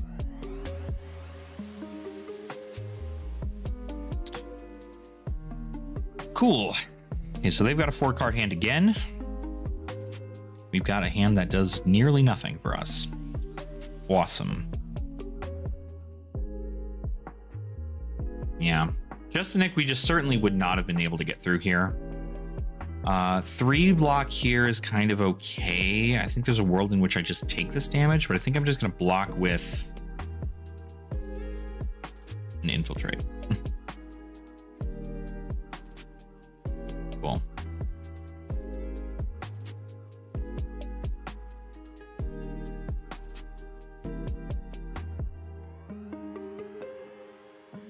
I think I might also still just block with an yeah. You want me marked, so I'm gonna make you pitch for that. That's fine, I think. I don't know, I could also give a codex for this. Notably, I might do. You really want me marked?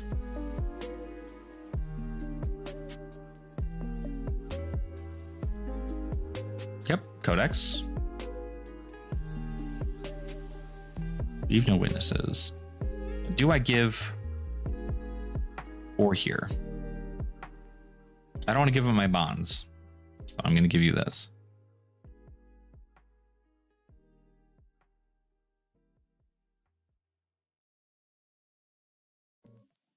And notably, again, I don't know that protecting the bonds is this like effective. We have 2D reacts here. We have the ability to attack reacts here. So we get to keep our arsenal. We're in an okay spot, especially if we get to just like take this whole hand. Although I don't know. Okay, Kiss of Death. I think there's a world in which we just block this and then we block whatever they're coming in with next. This is also could be a T-Toxin, right? So we could just like fail this whole check. So I think I take 3, 4 here. I guess if a T-Toxin, they could pump it up anyway, right? Again, we have not seen a T-Toxin from them yet, so. Slave. Okay. Why do they want me to be marked so bad? Like, they can just flick a dagger. I don't really care. Point.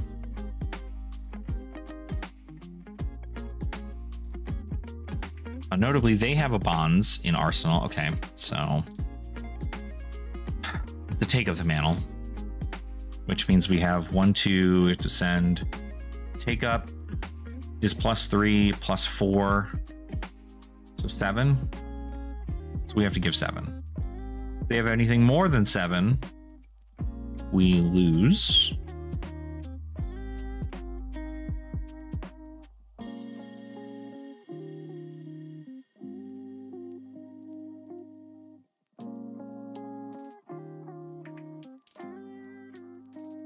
Or they just don't have it. Notably, they might just not have it, which would be so crazy for us. There it is. Okay. Are they getting a bonds? Or are they getting a Kiss of Death?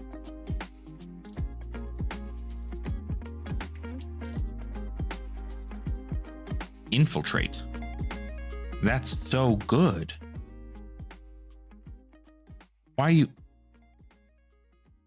are you flicking? Oh, flicking the Kiss of Death. I see.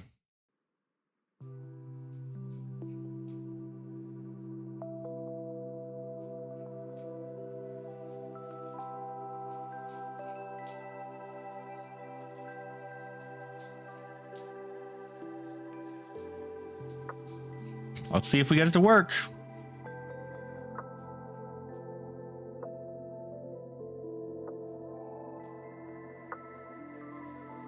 I mean, I think they know. They have to know that it's going to be this turn, right? I'm curious if they have the shelter, though. If they have the shelter, this changes the entire hand. Like, this whole thing. And notably, I don't know that we've seen... I mean, they have to be on another shelter at this. They're blocking 6. So we bring it up to 7, right? That's what we do here. 3, 6, yeah. Yeah, we actually bring it to 8. So I'm going to do that. Flick. Mark. Concealed Blade. And we're going to get a dagger back. Okay, that's fine. They got the freaking reactions all the time. Every time with these people. God. Why can't I always have the reaction all the time? 3? Give you Justin it, because I can, no. No, give you this.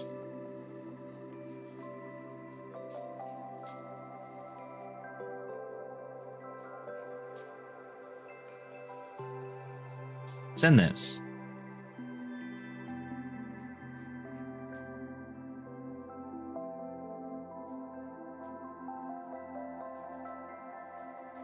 It's so hard. I mean, 17-7, obviously, like, it could still go either way depending on if I get a good card in their hand here, but I think they're also fearing the take of the mantle here. They notably did not get another one from me.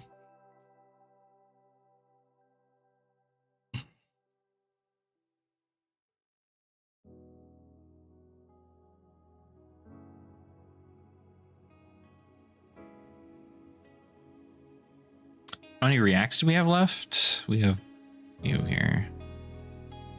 Yeah, let's just guarantee damage.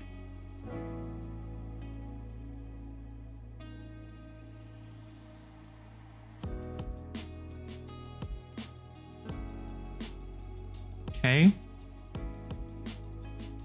I'm actually going to put this just in Arsenal. Golly, that's crazy. You say no blocks here.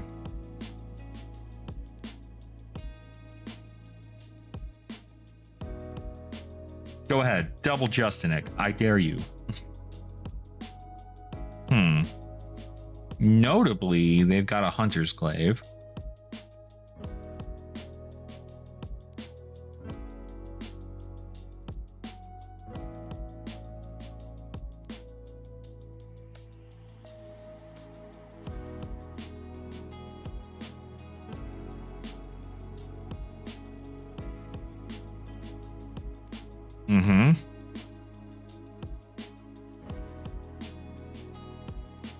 And a Concealed Blade. Holy cow. We still lose here, right? Damn. So if I didn't do it, I would have been marked. Well, if it was a take of the mantle, it would have been even more, right? So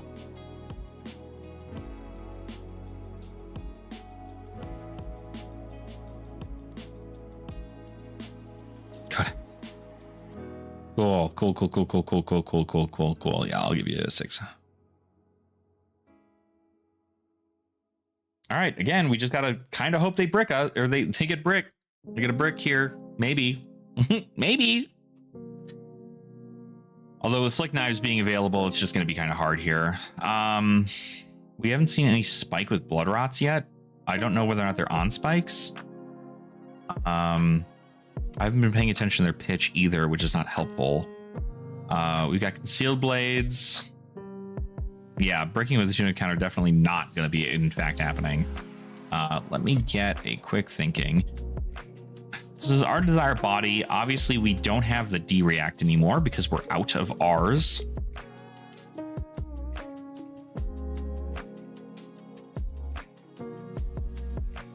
What do they have?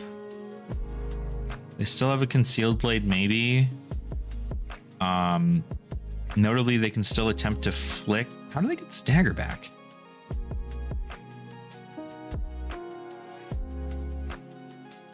Oh, because the Concealed Blade hit. That's right.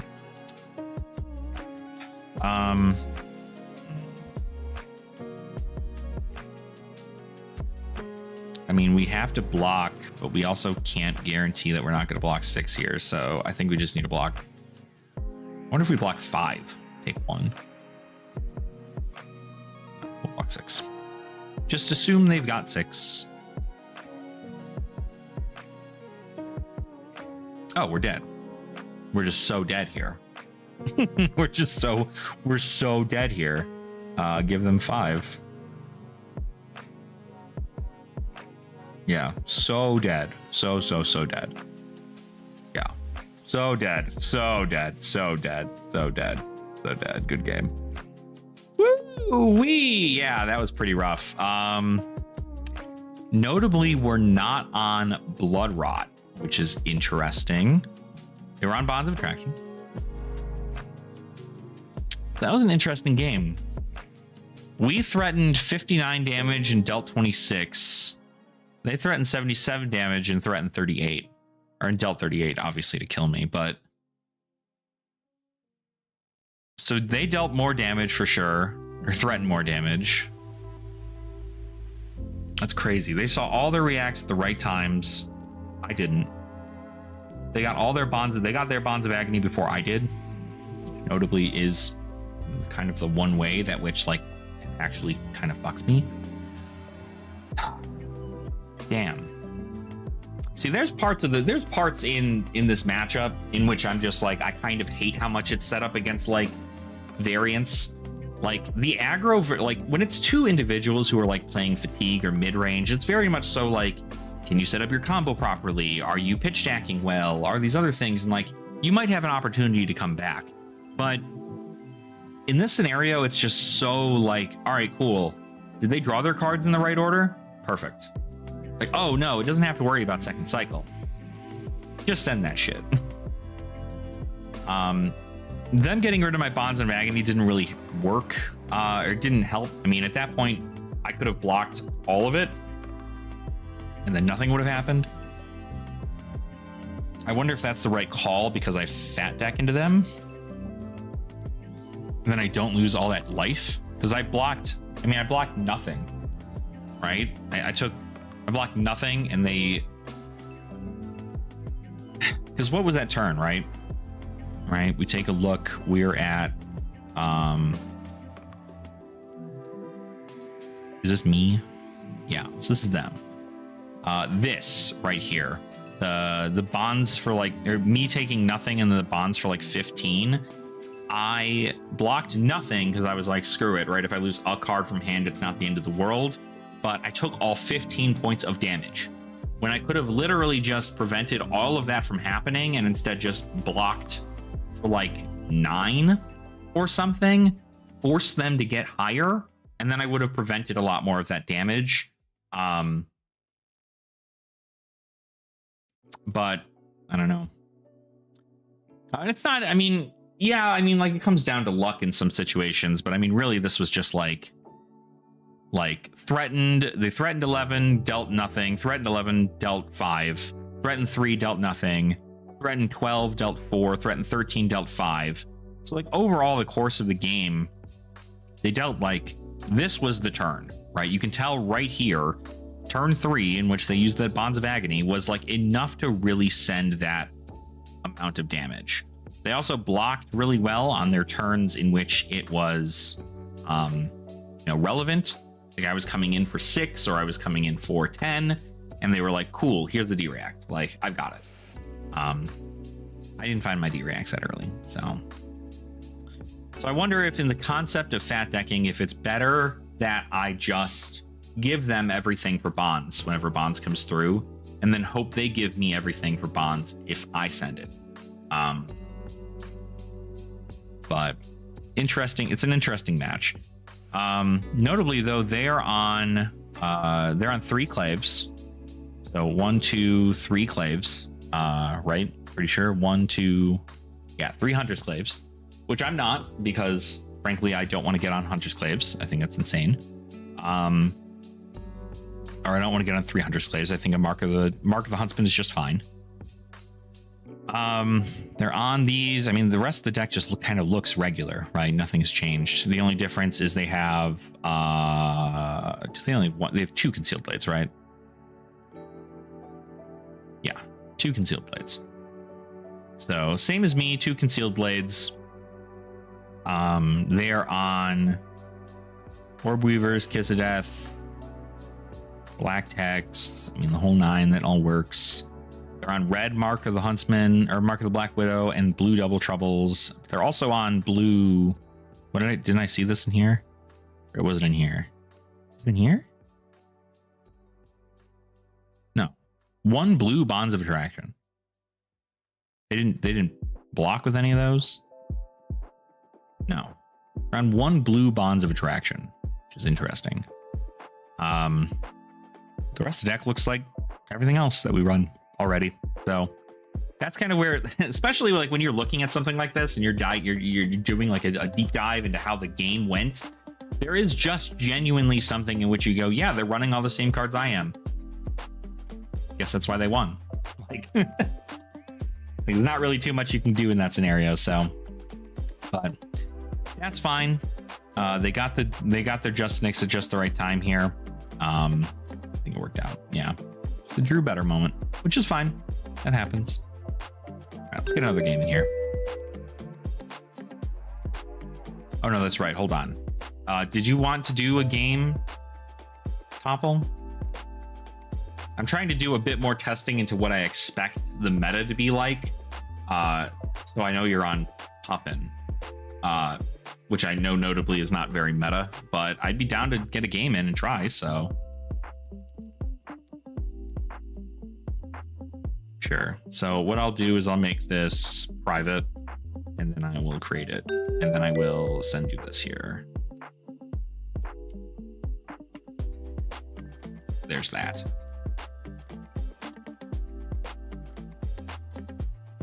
But I think we're getting enough games into where I'm like, I'm feeling good. I still think the deck feels good. Just about whether or not it does good.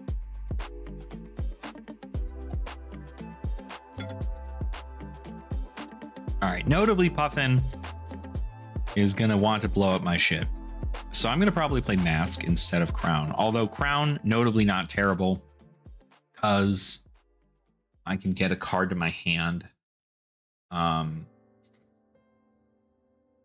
And it blocks 2, but I think Mask is probably better for Palantir turns, so that way I can do that.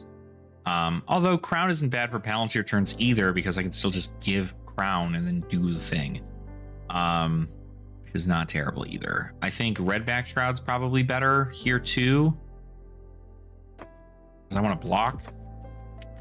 And then we've got what? We want Shelters.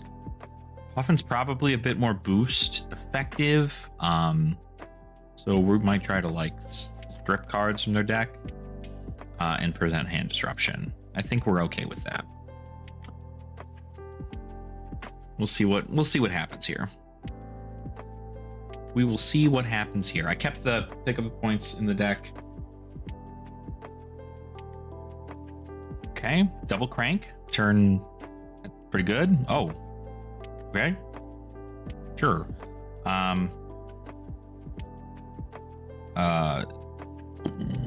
Send CNC.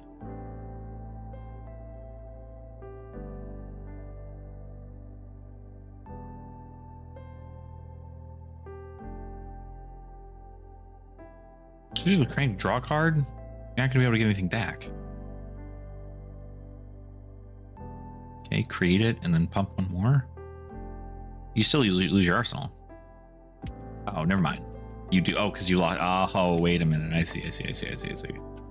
I am picking up what you are putting down. Cool. I will then go ahead and I will arsenal. So we already lost the arms. Pretty cool. Like that already. Hand's pretty okay. Oh, this is an interesting list, huh? Protocol red. No Puffin ability to draw a card. So you're at... You tap a cog you control if you do create a golden cog. So if you let it hit, you can tap this to make a golden cog. If you don't... That's action speed. So I can block 6. There's a world in which that's fine, I think, I guess, but I would much rather do... What do I have down here? Oh, that's actually really good for me.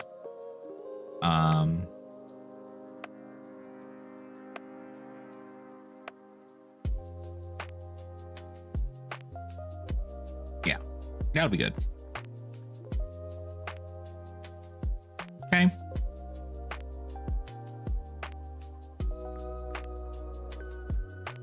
Oh, I guess you can untap it with Unicycle. I don't know why you would though.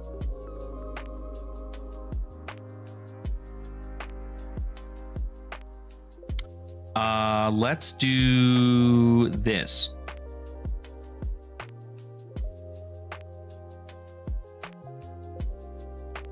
I'm not expecting a lot of stuff from Boost, but I think notably if we can just rip cards from the deck, we're in a pretty good spot. I think we're kind of winning on card. All right, they have 58 right here. I have 60 something. Okay, their crown here. It's like, that's probably not the good call. Unless they have a D-React in hand, in which that only blocks out something that would effectively be something like a T-Toxin.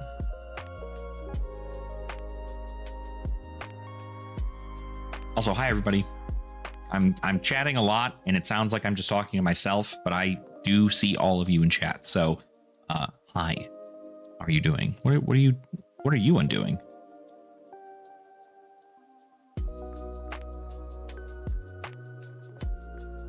Oh, I see. You're just activating in response.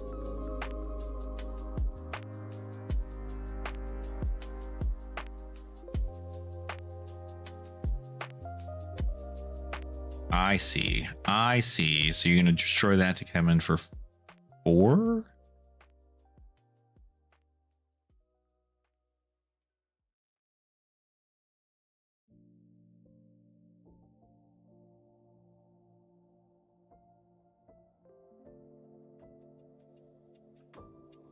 Okay, we get a blood red box.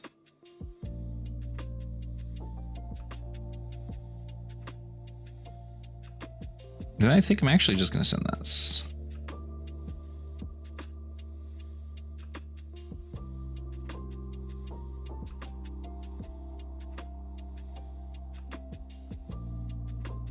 Look, the Kiss of Death, deal more, get you another Blood Rot Box token. How many hits? Theoretically, I could send this. It doesn't look like they're wanting to block in their hand. I think I'm gonna have to threaten this, actually. I think it just makes more sense here. Okay. I'm gonna crown. Okay. I was like, yeah, I guess you can get a 4-card hand back, but it costs you a whole piece of equipment. That's why we're happy we saw the unicycle block here. Oh, gosh.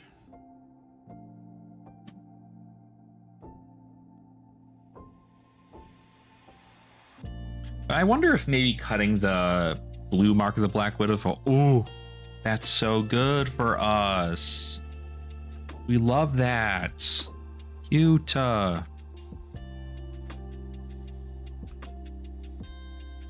Crank the bird. Sweet.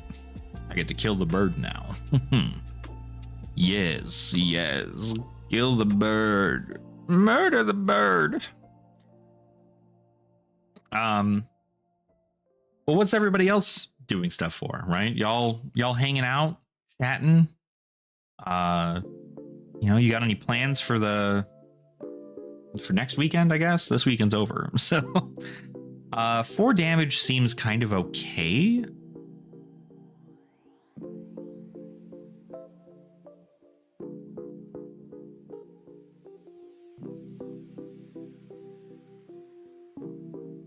So, you know, as Zach wants to do. Damn, I'm sorry to hear that, Doppel. It's hopefully it's better. Hopefully it gets better. Turbine, cog in the machine. Okay. Send Spitfire. 3. Sure.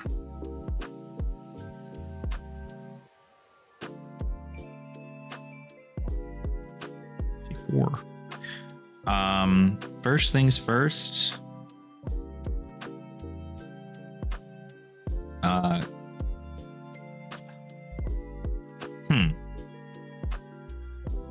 Is there a world in which that makes more sense here?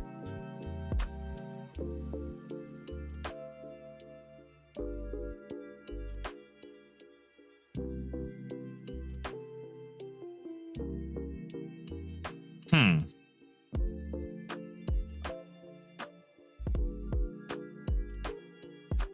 Yeah, playing against Topple's Puffin here. Galvanizing. Okay. That's fine. We got rid of something there. Let me then go ahead and just kill the bird.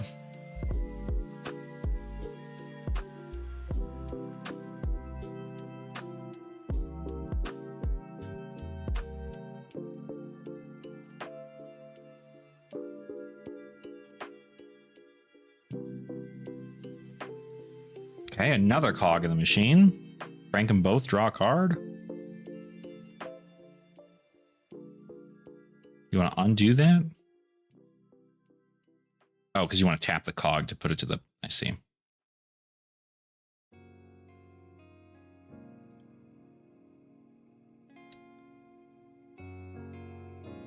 That bird cranked. That bird cranked on my stream. We can't have that. I can't have birds out here cranking. Okay, that's a boost card.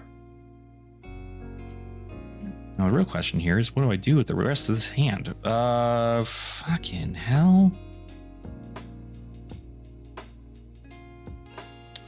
The real question here is that a Palantir? It is. That's fine. I think I'll just block a little bit here. We don't have to worry about... We don't have to worry about a... what do you call it? Boom grenade or anything on this turn, so... It is a Palantir.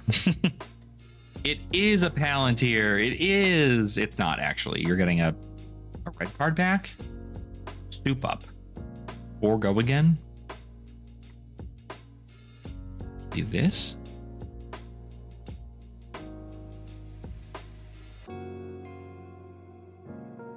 Spitfire for 3. Sure.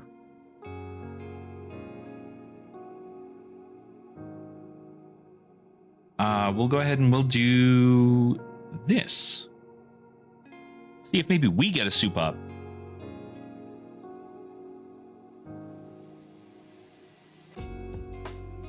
Yeah. If your bird is out here cranking, can't have that. Not on stream. Not like this. So they threw like multiple soup. Is that a dissolving shield? What the hell? Is that for Flick specifically? Okay, I'll take a piece of equipment in this for you to block the card. Your world and I just try to threaten this too? Probably not bad. Probably not going to want to keep all the cards in their hand. Maybe they're hoping that it's not a thing. No, they'll take damage here. I just realized it says choose which dagger to poke with. I think I am going to just arsenal this card.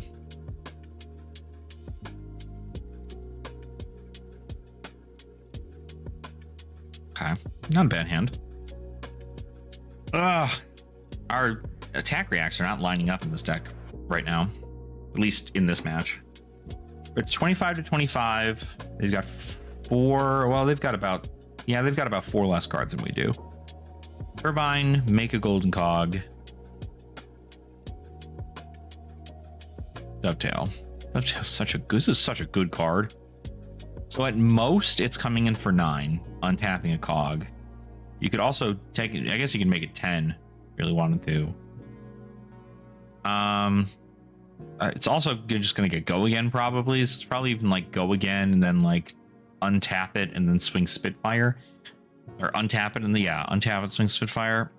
This is a world in which I actually don't know that I want to give everything. I think I'm going to give bonds here probably.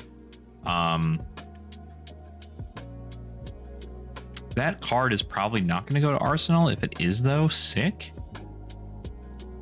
This.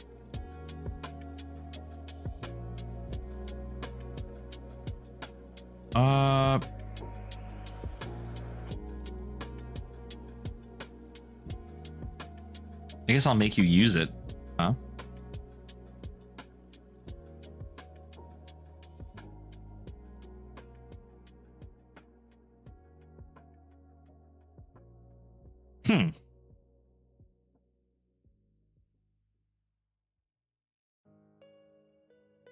You have to use it there, right?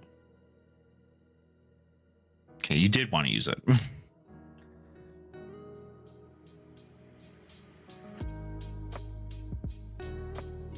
Okay. Give it go again.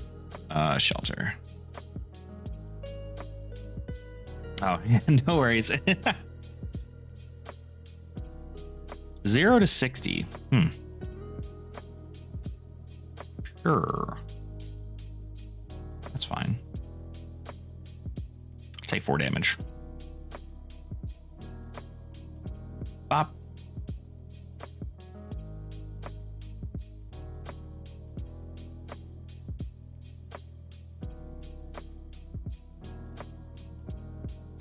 Just a casual 3.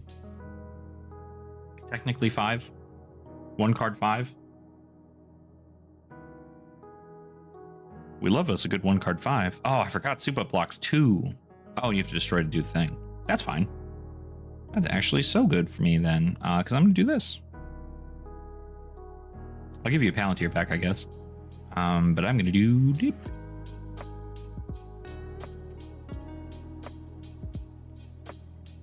Make you give me 2 cards. Well, 1 card, I guess. Guess it could be enough to send Palantir. But you don't have any cogs, so it'll be perfect.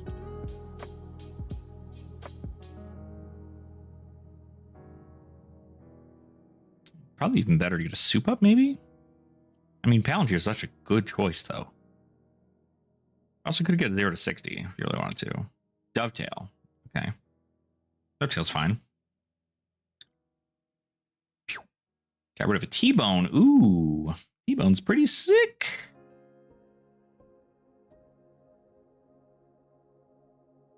Ooh, we got rid of another Palantir. There's 2 Palantirs down, folks. 2 Palantirs down. I will arsenal this card. Cog. Yes. All right, well, it's time.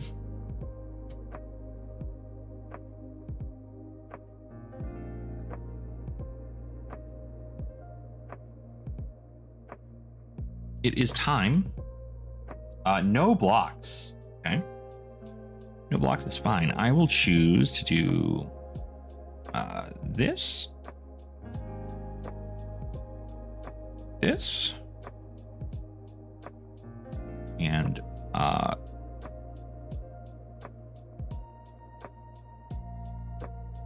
you know, we'll do this too. Sure. It's 7.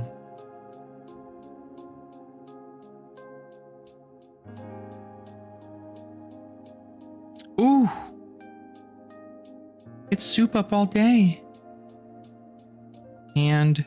And deck. It's soup up all day, baby. That's what we love to see. Okay. It's a good deck, not as fun as a Cilio. Yeah, I mean, you know, some people just enjoy Cilio a lot more than they do others, and that's totally fine. Not the end of the world on that. Like, I think Azilio is pretty fun, but I think it's very, like, it's more so if you enjoy the combo.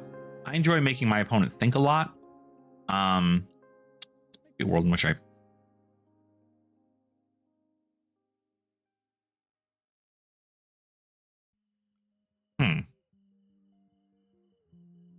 I can get back a Mark of the Black Widow, have them rip another card from their hand. I think that's what I do. Yeah, because the odds are I might not get something, so we're going to flick.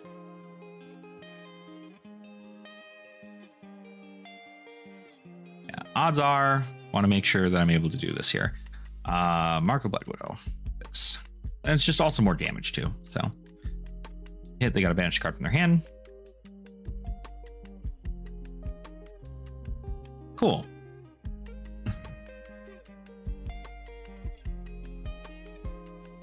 Okay. That's fine. Infiltrate. Yeah, I like Slippy a lot. I think that really the concept is just like the damage your opponent has to block. Either they have to just have such a sense of what an assassin does. I see your Well, maybe there's a world in which I can make that happen. Okay, what do we get off the back that we can do? That means I can play a copper cog and crank it. That's crazy.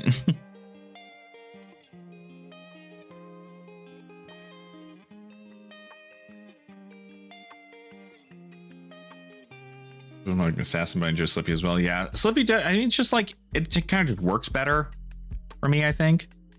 What did we get else? We got yellow T-bone. Damn, we were almost there. Another copper cog. Oh, only items the hand. No. Yeah, I can see where that is. I mean, at least you get to draw a card off all that. Whew, okay. That's fine, I guess. Now, notably, you're only going to be able to pump it to 8. So you can't. Oh, no. You have 9. You have 9. Hold on. You have 9, which means that notably, what can I do here? I can just send everything. Yeah, I think we're fine in that situation, actually. We're going to have to try and kill you. So we're just going to get this out of here. Yeah, I think that kills you. Pretty sure.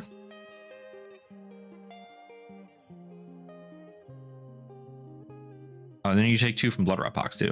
It's pretty cool. That's pretty cool, actually.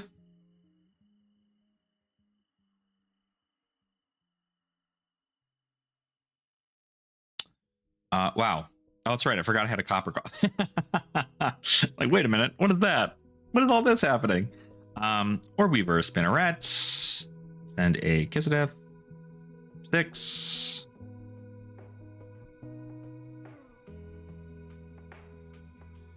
Block 6. Okay.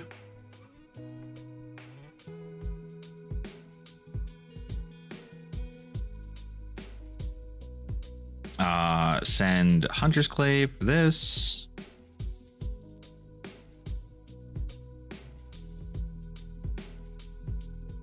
Yeah, keeping the 5-card hand for that specific for this kill turn is pretty good. So, Sky Warden. Okay. And then, oh, that we just win, I guess? Yeah. Easy for 6. With knives.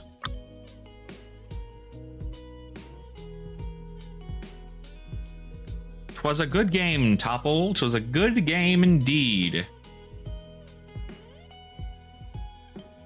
Yeah. Incomplete hero. She can do cool stuff, but fails on converting hands. Yeah. I mean, it's just because like there's so many different ways you can build it. Like some people are like, okay, cool, keep the good boost cards in, like Zipper Hit and 0 to 60. Some people are on boom grenades. I'm not gonna lie, dissolving shield's like cool, Topple. I don't know that. I think that like I would almost rather this be boom grenade, right? Like you're able to kind of like cheat damage in a weird way. So I feel like boom grenade probably makes more sense. I also don't know why you wouldn't run things like golden tipple. I feel like that's just good. I don't know. Like going the more pirate route and not the mechanologist route, I think feels correct. Because you're able to play things like Conquer of the High Seas. You're able to play Tip the Barkeep. You're able to play Sunken Treasures. I feel like it just ends up working out better because like you don't have to run boost cards, so you don't have to worry about that oops boost thing. You get cogs to draw stuff. You get maybe not T-bones, maybe you don't run T-bones because you have Palantirs. I don't know. Those 2 turns felt cursed. Yeah, that is rough. I mean, obviously that Bond's turn was like crazy as hell too. For me to be able to go like bonds for 7 on hit, rip 2 cards from your hand and a card from deck, and then a bonds, and then a persuasive prognosis for 1, and then mask into Mark of the Black Widow for 6 more damage. So I dealt 11 or 13 points of damage there over the course of the game. That was just like, or over the course of that turn alone, like that was a lot. So I am going to be on Slippy. I think Slippy's in a pretty good spot. So I gotta say, I do quite enjoy Mia Slips. 2 turns before that from never getting things I needed. Yeah, I think that's the other thing too, is that like Puffin requires a lot of setup. I mean, there's a lot of setup required. You need to be able to have like 2 to 3 cogs a turn, and also be able to present like relevant on hits and disruption. Whereas like you're able to play, I mean, like Palantir is great because it's like, cool, if you have 3 cogs, you just say bye-bye to the equipment piece, like no matter what. You're like, cool, I will, you know, if you're going to choose your equipment piece, choose it. But it's also still in the same vein. It's like, okay, that's why I run battle worn equipment, because battle worn equipment is really good in a mech. I don't know. I feel like if I was building Puffin, I would just go far more into the pirate side. Is just kind of like better, I guess. But yeah, I mean, having 2 battle worn sucks. Because it's just like, okay, cool, what do I get rid of? The battle worn equipment? Like, do I blow up the battle worn equipment when that happens? But that's why I'm running battle worn equipment, right? That's why I'm running things like Redback Shroud and Mask of Perdition and Black Tex instead of like Snapdragon Scalers and just Crown of Providence, is because if you catch me on a hand in which like I can't do it, I'm just like, okay, cool, like I want to use these 2 cards when I know I'm going to rip bonds out of your deck. That's about it. About where I want to be for it. But Switchboard from Boost to Pirate could be more viable. Yeah, I would say. I mean, that would probably be better. I don't know. I genuinely have not. Topple, you've played with Puffin far more than I ever have, and probably ever will be, because I don't play Mechanologist. But I feel like the problem that Puffin has right now is that so much of the Mechanologist pool cares about your entire deck being Mechanologist because of Boost and because of the power cards that are in old Mechanologist decks, or previous iterations of Mechanologist decks, I should say, that Puffin does not have the same ability to have this occur, right? It doesn't have the same feel of like, okay, Puffin can feel like her own hero. Instead, it's like, okay, so like you want to run boost cards, but you also kind of don't want to run boost cards, but like the boost cards are really good. So like, why wouldn't you run the boost cards? So then at that point, you want to make sure that you're running all Mechanologists, because if you're not, then you're not getting the value out of, like, you know, if you brick off of, if you play a boost card and you brick off the top, it's a feels bad. So there's a lot to go into it. I mean, you're running significantly less boost cards, which is good, so you don't have to worry too much about that. But well, they're giving me the back end warning telling me to leave. Okay, all right, I'll go. But first, let's look at this. No, it's not going to give me that. Okay, that's fine. Leave.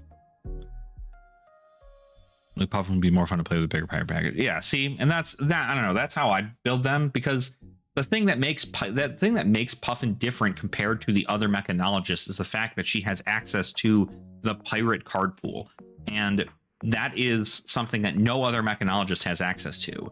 So I feel like playing cards that specifically have boost or that are pirate.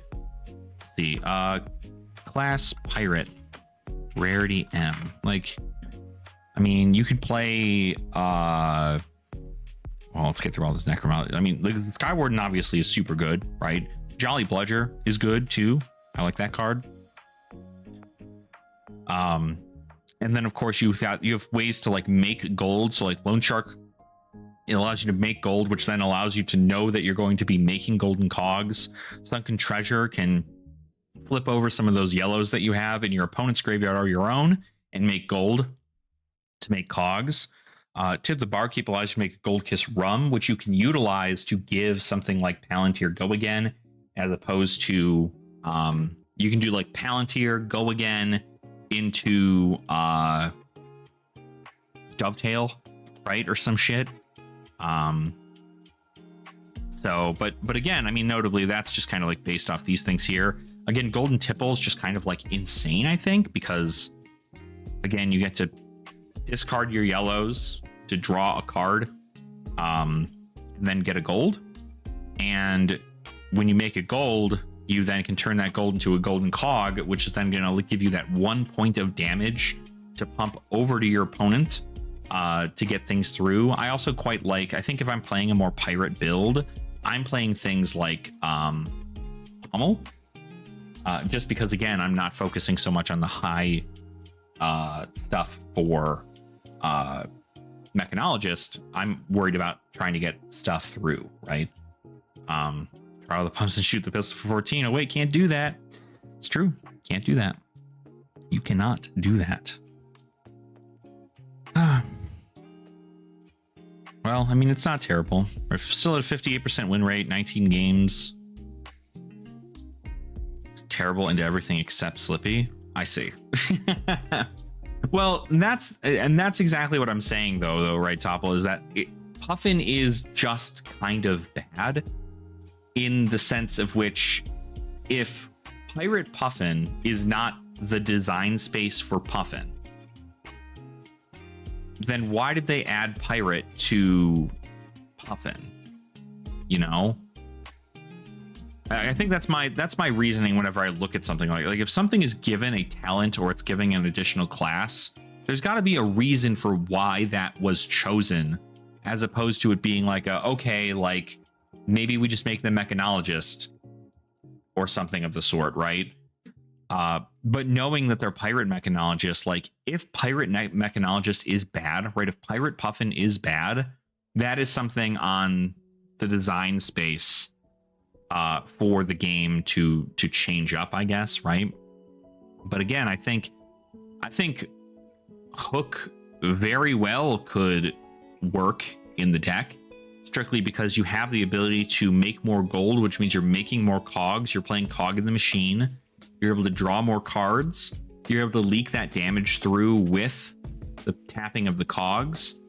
But notably, you know, if your opponent blocks like 10, like that's the big thing with all of these pirate heroes, every single one of them. Gold generation is how they thrive. It's where they get to use their abilities. They get to get a ton of value off of the rest of the cards in their deck, strictly because they have gold. And if they don't have gold, the deck kind of fucking sucks. And you know, because then, like, you know, if you have a blue and if you have a bunch of blues in your hand, you can pitch those blues to draw reds. You can destroy those blues, or you can destroy those gold to get a golden cog, and then draw off a gold, and then do all that shit. Marlin needs the gold in order to draw cards or make a harpoon. Normally, it's just to draw cards so that she can load into the arsenal, or create a goldfin harpoon to create tipple, play tipple to then discard to then draw cards, so on and so forth. And then Gravy Bones needs gold so that he can filter the allies from his hand into the graveyard so he can then play them, and so that they're not a stuck thing in his hand for him to be able to, you know, not be able to block with, right? So that's kind of where my thought process is on Puffin. Do I think that she's I think she has potential. Do I think she's the best out of the set? Certainly not. But that's because there were like 2 Pirate Mechanologist cards that came out in the set. And that's it. Like, nothing else. It is Skywarden and Bludger. That's it. The rest of the stuff was just Mechanologist. But the pirate stuff you can use, not terrible. It's also kind of hard to want to play a hero from a set when it's just bad compared to the best hero in the set. Yeah, no, for sure. I think that it ends up being something to where, like, some people just resonate really well with, like, the way a hero looks. And I feel like that's enough for people to want to play it regardless of how they are, right? I think that it's fine that people stick to a hero even though it's not as good as X hero or Y hero. But you know, I think that also comes with the understanding that your hero might not have good matchups into most anything. So Loan Shark works decent, but costs you a card or health. I don't think Hook works too well with Puffin. Yeah, maybe. Drawing with gold is ultimately kind of crap. That being said, I've debated running a more go again pirate deck, running things like Strike Gold and more yellow quality cards. Gravy is blue and Marlin red. Puffin has to be the yellow deck. Maybe. I mean, yellow cards still pitch for gold. Yellow cards help with gold generation on tipples. You run your power red cards. You know, you have Cog of the Machine, you have Palantir, you have Jolly Bludger, you have actually Jolly Bludger's a yellow, I think. I don't know. It might be the case. And then like Conqueror of the High Seas. Like Conqueror of the High Seas is just such a freaking good card. It's just such a good card.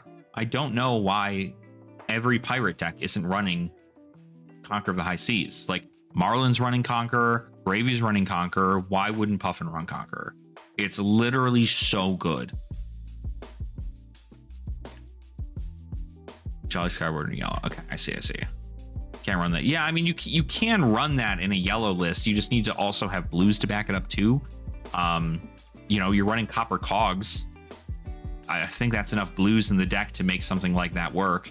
Obviously, you're going to want to play the Copper Cogs as opposed to that, but you're still probably running Copper Cogs as your blues, right? I almost wonder whether or not your entire blue base should just be Copper Cogs. You know, like pitch them, play them to draw cards. Like if your entire blue base is just Copper Cogs and soup ups, like, I don't know, there's a world in which that sounds kind of okay. You don't need to run like a ton of yellows, or at least you don't have to run all yellows, but you know, run the reds and the yellows as opposed to the yellows and the blues. Your blues can be mostly Copper Cogs, and your other pirate cards, so like you know, Sunken Treasure if you really wanted to do that, or you can do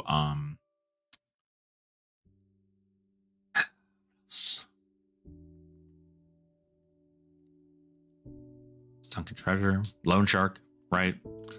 And then that way you're getting gold, you're building that up, you're able to make those things. Cog of the Machine gets you a draw.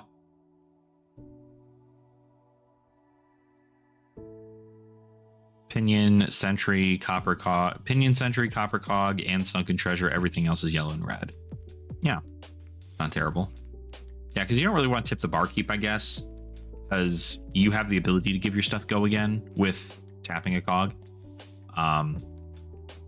But I do think that that's pretty effective. Pinion Sentry definitely is pretty good. Destroying them after a double item. Yeah, I mean, like every hand bricks, you know what I mean? Like if I send a Art of Desire body at my opponent, you know, if I'm sending an Art of Desire body at a Syndra and it hits and I gain a life and draw a card, it was the only card left. I only was able to send that card and that card only. I had nothing left in my hand, and I draw into a D-React. I cry, but like I don't take the D-Reacts out of my deck, you know? Like that's a variance thing, not so much like a it's a variance thing, not a the deck is bad thing.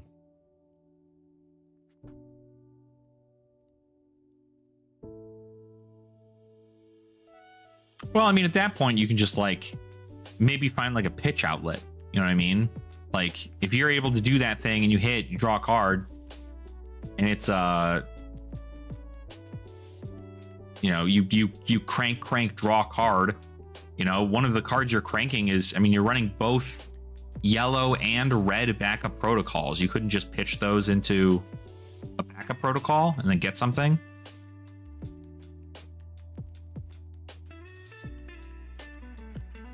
It's hard to pick my gas turns. Yeah, I mean, that's almost where I'm at. Like I like having like Shelter's not terrible, but But I almost wonder whether or not Sink Below can be switched out for like Undercover Acquisition. That way I can just get more attacks because this is just like so much. But a 4 block for a 3 block doesn't sound good into an aggro meta, so I certainly don't want to do all that shit. I don't know. Out of those games, like, for those of you that watch the games, you saw them back. What do you feel? Do any of you assassin players out there, do you feel like something in the deck maybe was not put in properly? Maybe I put in too many cards. I think maybe I put in not enough. Like, we were able to, obviously the Puffin game was different. Pick up the point is mid. Yeah, and that's why I'm only running 2 of them. Yeah, right. You don't like Redback? No? Is there a reason you don't like Redback? Like, I know, like, these, like, pick of the points are meh, and frankly, I know that there's the issue I knew that I ran into, especially into that Syndra matchup, is that these, I'm pretty sure these got taken out. Hopefully they did. But the Syndra matchup was like, okay, cool, they drew really well, I didn't. And the Slippy matchup was, okay, cool, they drew really well, I didn't. And then that's just it. But Redback has felt pretty good simply because it's battle worn. It lets me block 1 point of damage on a breakpoint. And then it also technically counts for a reaction, maybe 2, if I am on those things there. Oh, you're talking about Stains. I see. Stains the Redback. Yeah, there's a world in which like this one could be changed. I think I'd probably change it out for an attack action. Like another stealth card. Again, this could very well be Undercover Acquisition. But I mean, acquisition's really only for, I mean, don't get me wrong, I guess that's actually pretty good into Dio. It's probably good into, I mean, it's definitely good into Gravy. It's good into Marlin. It's good into Puffin. It's good into, who else runs items? Kasai, I guess. It's good to take it like a copper. Although it doesn't matter. Who else runs like items that are kind of crazy? It's good into Wizard.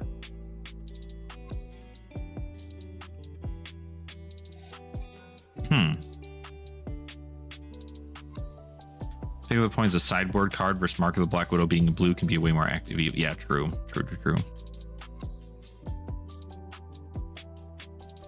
I did say Gravy. I think it's good into Gravy.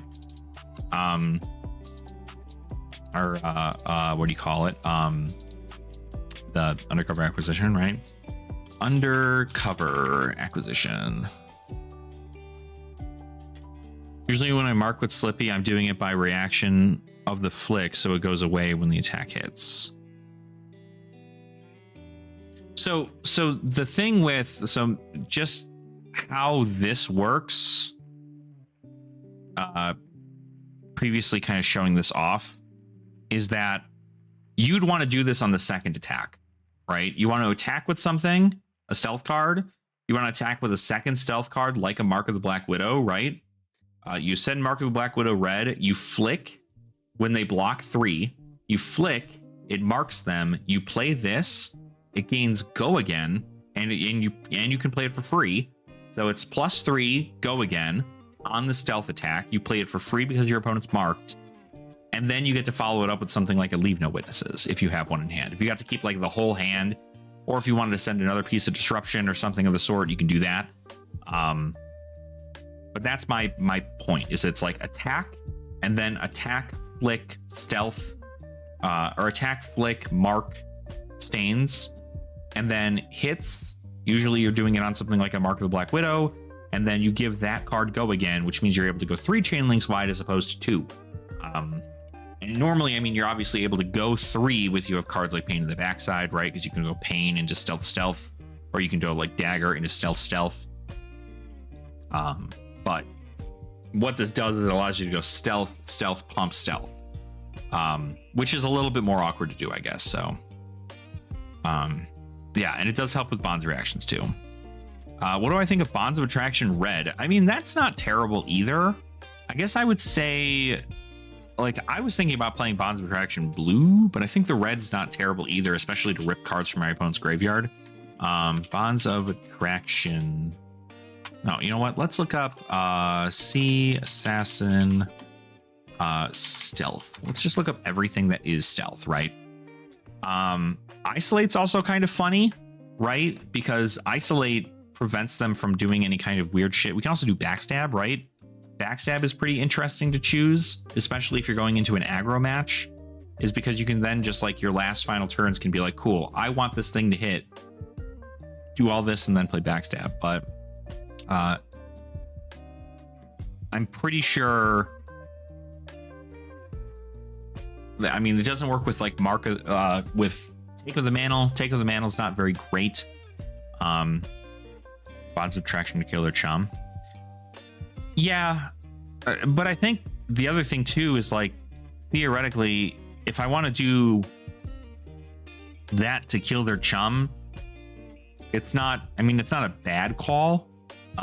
If I'm really working on, like, gravy acquisition shit, right? If I'm trying to beat gravies and get to their graveyard, you know, there's even a world in which I just put grave keepings in the deck. You know what I mean? Like, just the amount of times I've had one float and I can just go, cool, stealth card, one float, grave keeping. Like, that's a guaranteed get their card from the banish, as opposed to a the other one. But I think gravekeeping also blocks for 2, which is gross. Notably, gravekeeping, yeah, that blocks for 2. Ew, gross. Thought Red Malign was interesting. Red Malign wouldn't be terrible either. I mean, Malign doesn't help a whole lot because they're not preventing the damage outside of they're not preventing the damage, right? Nobody's preventing that kind of damage. They're still able to block it. We want D-reacts to be hard to use, and we also want just, like, general good disruption cards. We want cards that disrupt our opponent. Double Trouble Blue is good for long games when you need to push the extra bit of damage when your deck hits second cycle. Yeah, maybe, but, like, I have to get two attack reactions on that card in order for it to get its effect. And I still feel like that's not worth it. Like, I think I'd much rather run something like, I don't even know,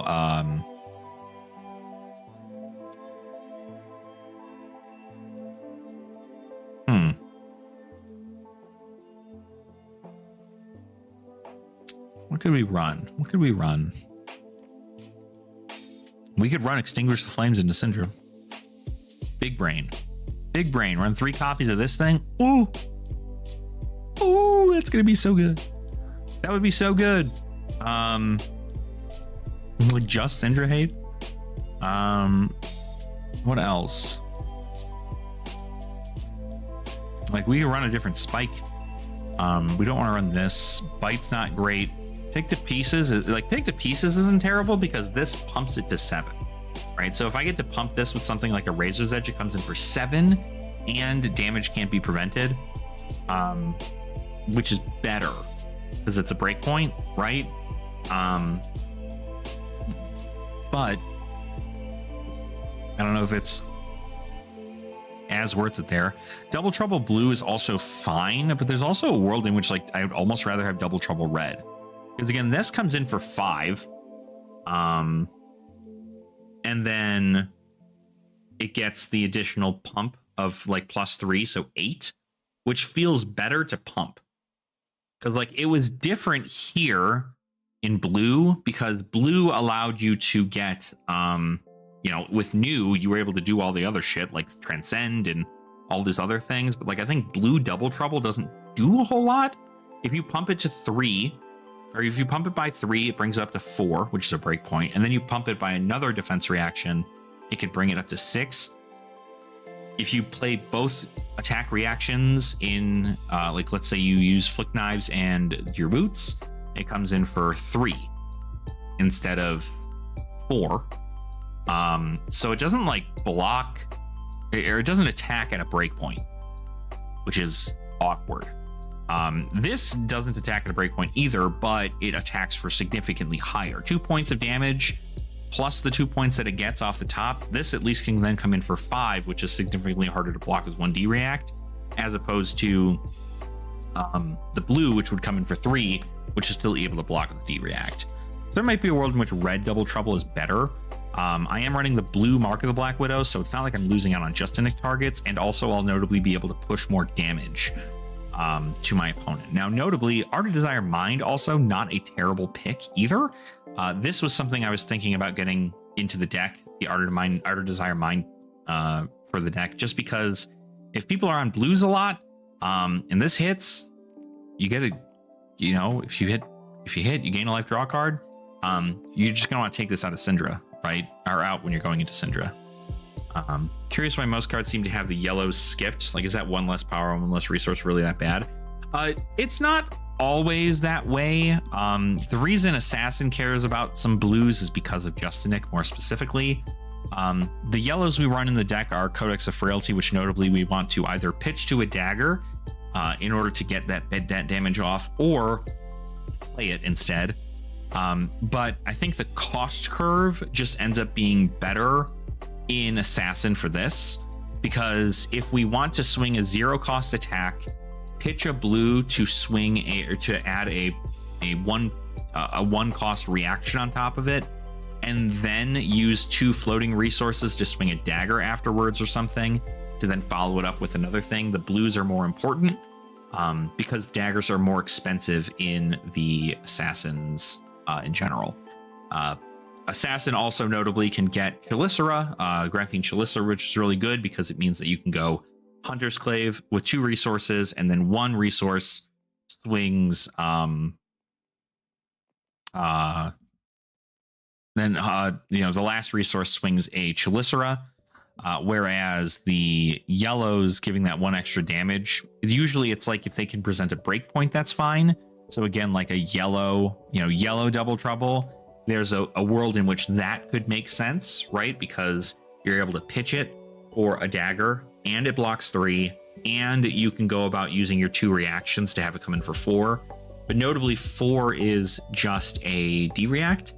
So it's easy to block still. So if it coming in for 5 at a red is easier to predict, because then if it comes in for 3 and they block 6, you can then pump this to if you have no reacts in hand, you pump this to 5 with that, and it blocks effectively, but you still got 2 cards out of them, right? So if they block 6 on 3, you can just say no further blocks pass. But if they block 6 on 4, it's like, okay, yeah, obviously, like they don't have the D react. So yeah, but some do. I mean, take a look at Prism. Prism is an entire deck that cares only about yellows. Like the entire deck is yellows except for like a few key reds and blues. But that's because like that deck strictly says they care about yellow. Light heroes tend to care about yellows. I think obviously Gravy Bones cares about yellows because the yellows in the deck are the allies, and those are also gold tipple targets to get gold, so on and so forth. 2019. My eyes say add prismatic leyline only if the blues were attacks. Yeah, no, prismatic leyline probably won't do a whole lot there. But it's what, +1, +2, so it's a 0 for 3 on the thing. And also notably does add power, so like, makes Palantir come in for 1 more. It makes Dovetail come in for 6 as opposed to 5, which means that you can up it even further if need be, right?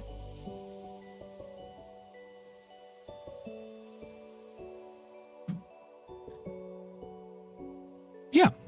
So, I don't know. Interesting. Also, I'm being blown up on Discord right now.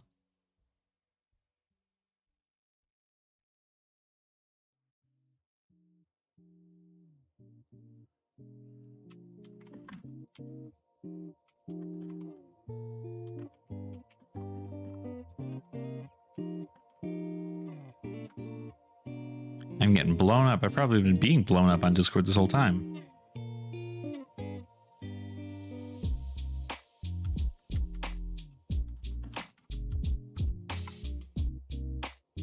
Was he? Oh, is it? I can't see the icon. Is this?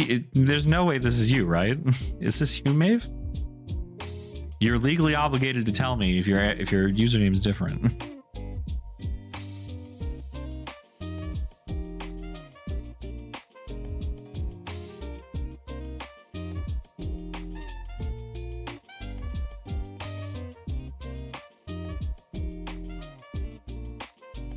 All right, cool. Good. Well, I checked out your DM, Maeve. You made it work. You're making it happen. What else is happening here? So my YouTube uploads, everything here. Okay, cool. Just double checking everything here, going through things. God, this is just so like, it's like stealth cards. I don't know. Like the thing that really, there's like a thing in which like Slippy seems so good, but like Mario, there's almost a world in which like playing Mask of Deceit would be kind of sick, because then I get one reaction, and like obviously my odds of getting Trapdoor are so like a 1 in 6. But if I get Trapdoor, that mask sucks. If I don't get Trapdoor and I get any of the other ones, it's like, okay, cool. I can get a Chelicera. I can maybe get this, Redback or whatever. Like, options are there, but I can't get Trapdoor, which sucks.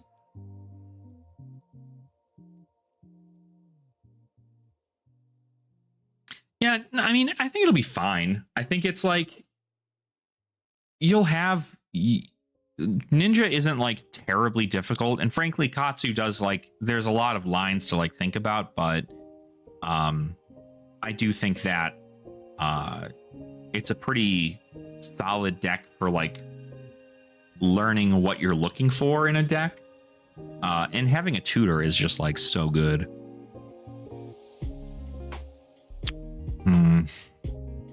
It's like we could try Red Bonds of Attraction. Like this isn't a terrible choice to do, the Red Bonds, because Red Bonds is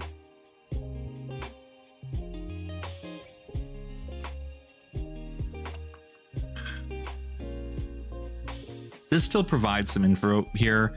Obviously, it's not a Just Nick target, which is fine. It is not a you can bump it to 6. You can bump it to 7 if you play Concealed Blade. It gets rid of a card in the graveyard, which is notably pretty good, and also a card off the top of the deck. So with Graveyard Recursion being so prevalent, not only can you get a card that would essentially be a Codex target for them, but you can also get something like an ally or something of the sort.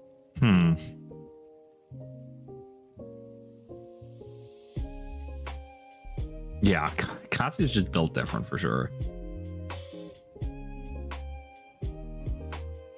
Bonds is incredibly good. This is not the same Bonds of that. Bonds of Agony is the one that's really, really good. Bonds of Attraction is another one of the Bonds cards.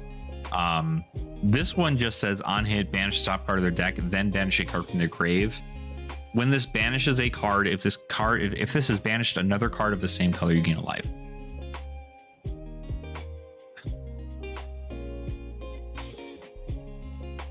The real question is though, is it gonna save them that? Is there any card that I could use to target Gravy specifically in the meta that doesn't cost me a card? It's Gravekeeping is the answer. I don't have to hit with Gravekeeping. I just need to swing Gravekeeping. But Gravekeeping is like, it's also 5 vanilla damage, so I don't exactly know if it's it's 5 vanilla damage that I can't pump, where this is 6 damage if I do pump it. I also notably need a resource for it, which I could just run. Obviously, I'm running Tunic into them. So that 1 Tunic resource, I could easily go stealth, pump with go again with like a Stains and then Gravekeeping. Like, that's not a terrible hand, but I also could do that shit with like Death Touch. Like, I don't want to play Death Touch.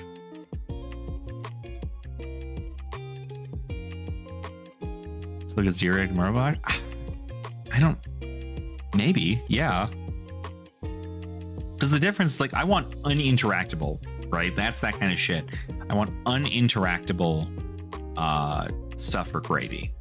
Because if I just get to say, I'm playing this card, you're losing a card in your graveyard, they don't have any instant speed abilities to like make that happen. Notably, the same goes for Syndra. If I play Gravekeeping and Syndra has their entire freaking hand and I go Gravekeeping, get rid of your dagger, they now only have 1 dagger for the rest of the game, which is fine because they normally will be fine with that. But all the ones that are playing Throw Dagger, they're also probably playing some kind of Concealed Blade, so they can get it back. But if we run 2, I don't know. Maybe Bonds of Attraction is just better because it is the stealth card. Because, like, I know, because that's the other thing I have too, is that if I'm running like Tunic, right? I can play Tunic and then swing Gravekeeping. Like, if that's the 1 card I kept in my hand because it blocks 2, I swing Gravekeeping, I get something out of my grave. It also comes in for 5. So, but like 5 doesn't kill a chum. 5 can kill like a Swabby. It can kill Sawbones. It can kill something, right? But notably, Gravekeeping has to target a hero. So I have to avoid everything else and then hope to kill their thing in the graveyard. And then notably, it has to be like get rid of a chum. Contract cards that banish top of the deck also are gravy. Yeah, but I don't run enough cards to pump up those numbers. Because, like, don't get me wrong, if I could play my favorite stealth card, my favorite assassin card, Eradicate, into Gravy or any of these heroes, I would. Because Eradicate coming in for 4 and then being able to pump it to like 7, if they said no blocks and we're like, oh, I'll take 4. If they have just the D-React and they're like, oh, I'll just D-React this. You then pump this to 7, they have to mill the top 3 cards of their deck, banish them. Like, that's pretty good. But notably, there's no pumps in the deck for contract cards. Like, it's just going to be Concealed Blade, and that's it. Huntsman being super heavy. Yeah, Huntsman obviously loves that shit. Huntsman loves that shit.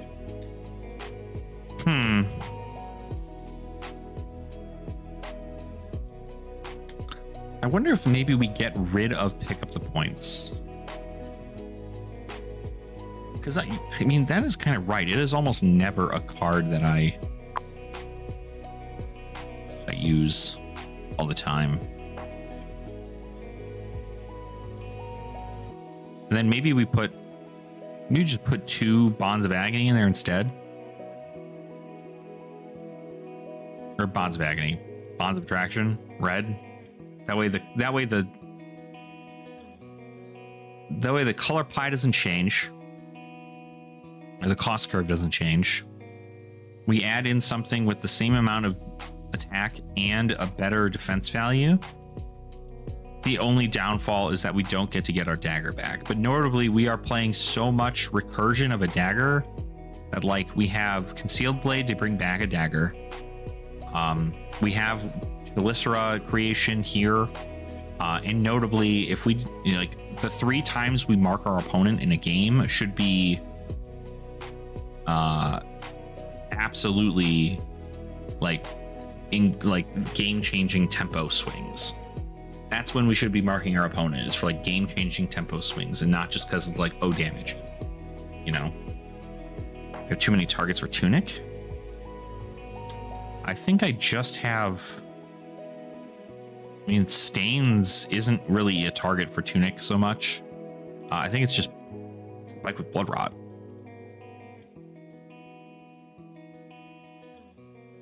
No, Warriors are eating so good in the gravy. That's crazy.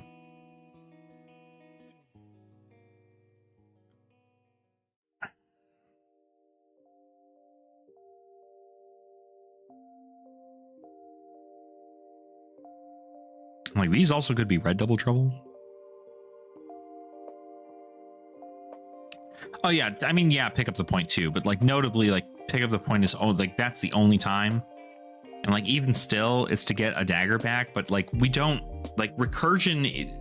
Having the daggers is only for the fact that we're trying to flick and mark our opponent. Like we have 3 other ways to make daggers here. We have 2 ways to make dagger. Well, 1 way technically to make daggers here. Unless, of course, we add another Mark of the Huntsman to our sideboard.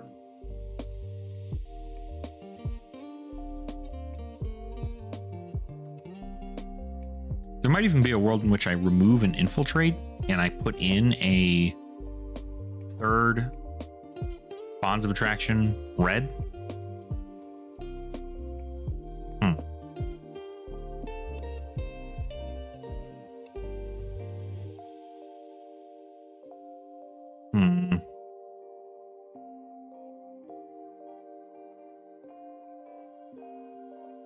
Feels great. I'm just bad. No, you're good. You're good. The more you learn it, I mean, obviously it becomes better. I mean, I think it's Warrior just eats that shit up. Warrior is doing pretty good into most of the meta right now, so.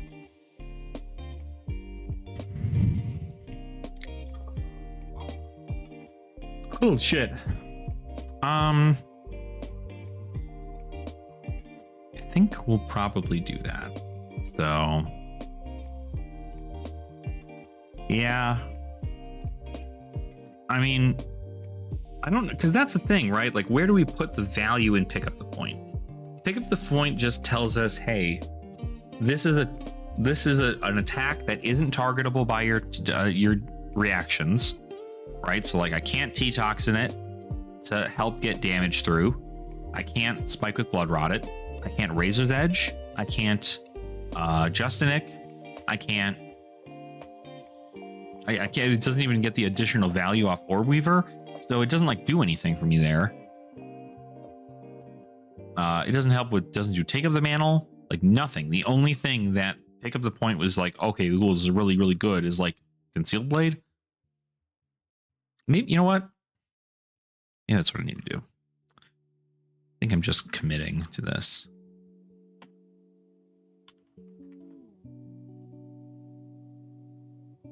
I think that's fine. I think I'd rather have this. Yeah, because like the dagger recursion isn't the end of the world here. And especially if I'm going to be on something like Concealed Blade, I at least get a dagger back. This allows me to push more damage through too. Like my opponent's going to have to go through their D-reacts more, or at least threaten more of that damage through if that's the case. Okay.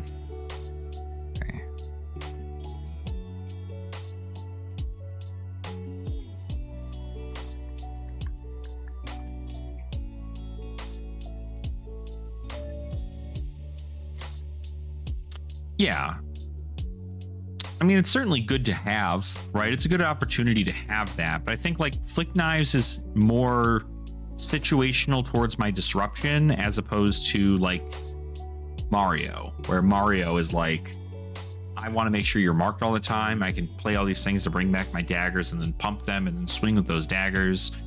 And then Ira, of course, like Ira again plays things like Dual Threat and Flick Knives. They even can play Concealed Blade. They can play all these other crazy things.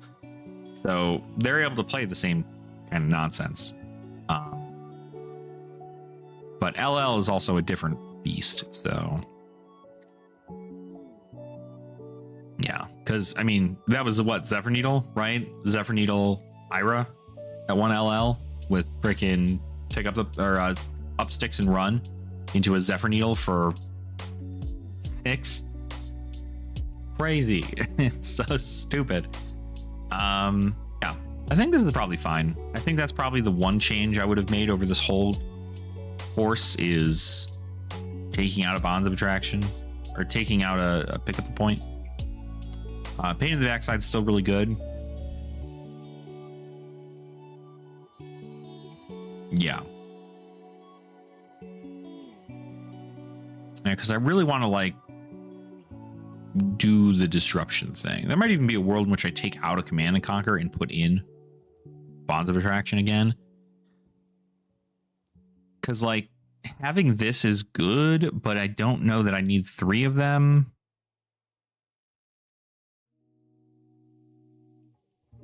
But I guess they're good.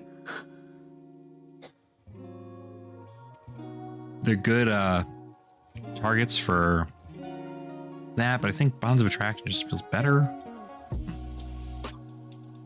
This is too cost heavy. But I also, you know what? No, I need to keep 3 of these because freaking chum. Never mind. Never mind. I do need to keep them. So.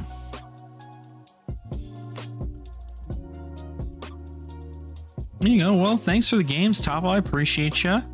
Yeah, I mean, obviously, feel free to build whatever you feel is going to be right for you. Like, obviously, if you enjoy Puffin, keep tinkering away with Puffin, but do everything you can. Just enjoy the game. That's what it's all about. So, but hopefully you have a good night. I think I'm actually about to end the stream here too. It is, we've been streaming for about 3 hours, and I would like to get some sleep because I have to wake up, do a bunch of editing and chores and errands in the morning. And then I have my armory in the afternoon or in the evening, so I have to get all that going there. So, but thank you for hanging out with me for the games today. It's a lot of fun. We took down a Marlin. We played against a Syndra and a Slippy. We lost to the Syndra and the Slippy, but of course that's just the aggro game variance. And then we did win into the Puffin as well. So I think the deck does pretty well for what it's worth. Am I super confident going to the 1K? Not really, but I'm going to play to the best of my ability, and hopefully that's enough for me. So worst case scenario, I hang out with a bunch of my friends down in the Springs, go get some food down there or something. There's like supposed to be some kind of like food truck or something that's going to be there, which is kind of cool. Yeah, I think it'll just kind of be fun. So yeah, that'll be it. 1K is in 3 weeks. 1K is next weekend. Pretty sure. Yeah, the 1K is next weekend on Sunday. So it's happening before the weekend of Kansas City. So that is happening. So yeah, literally next week, like Sunday next week, 7 days from now is when the 1K is. You know what? Let me actually just make sure. I'm pretty sure. I'm almost certain about it. Yes, August 10th. Yes. August 10th at Iron Lion. So, but that'll be fun. So just try to hang out, huh? Yeah, I mean, yeah, feel free. You can come hang out. I mean, if you have a deck to play, you can play then too. But I'm pretty much just going to be sending what I can. I know Luke is going to be doing quite a bit of the what do you call it? Quite a bit of the coordinating for the stream side of things. So I might even make an appearance on stream or something of the sort there. If I end up dropping, maybe I'll just like assist in doing commentary or what have you.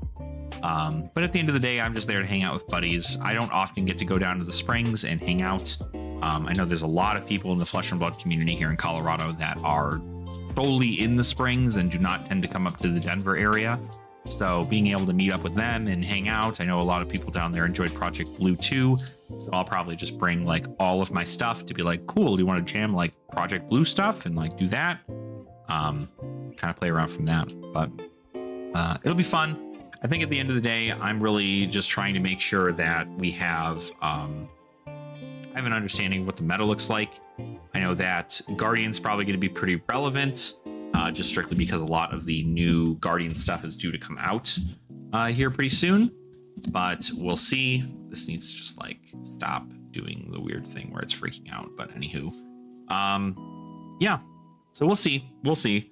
Am I confident? No. But if I happen to go 3-0, and then continue my streak, right? If I get 3 wins and then the rest of my stuff is losses, the odds are I'm probably going to be able to get into some form of top 8, depending on how many people show up. I don't know how many people are going to be there, but it's probably going to be like, I don't know, 30 plus people, probably like 40 plus people.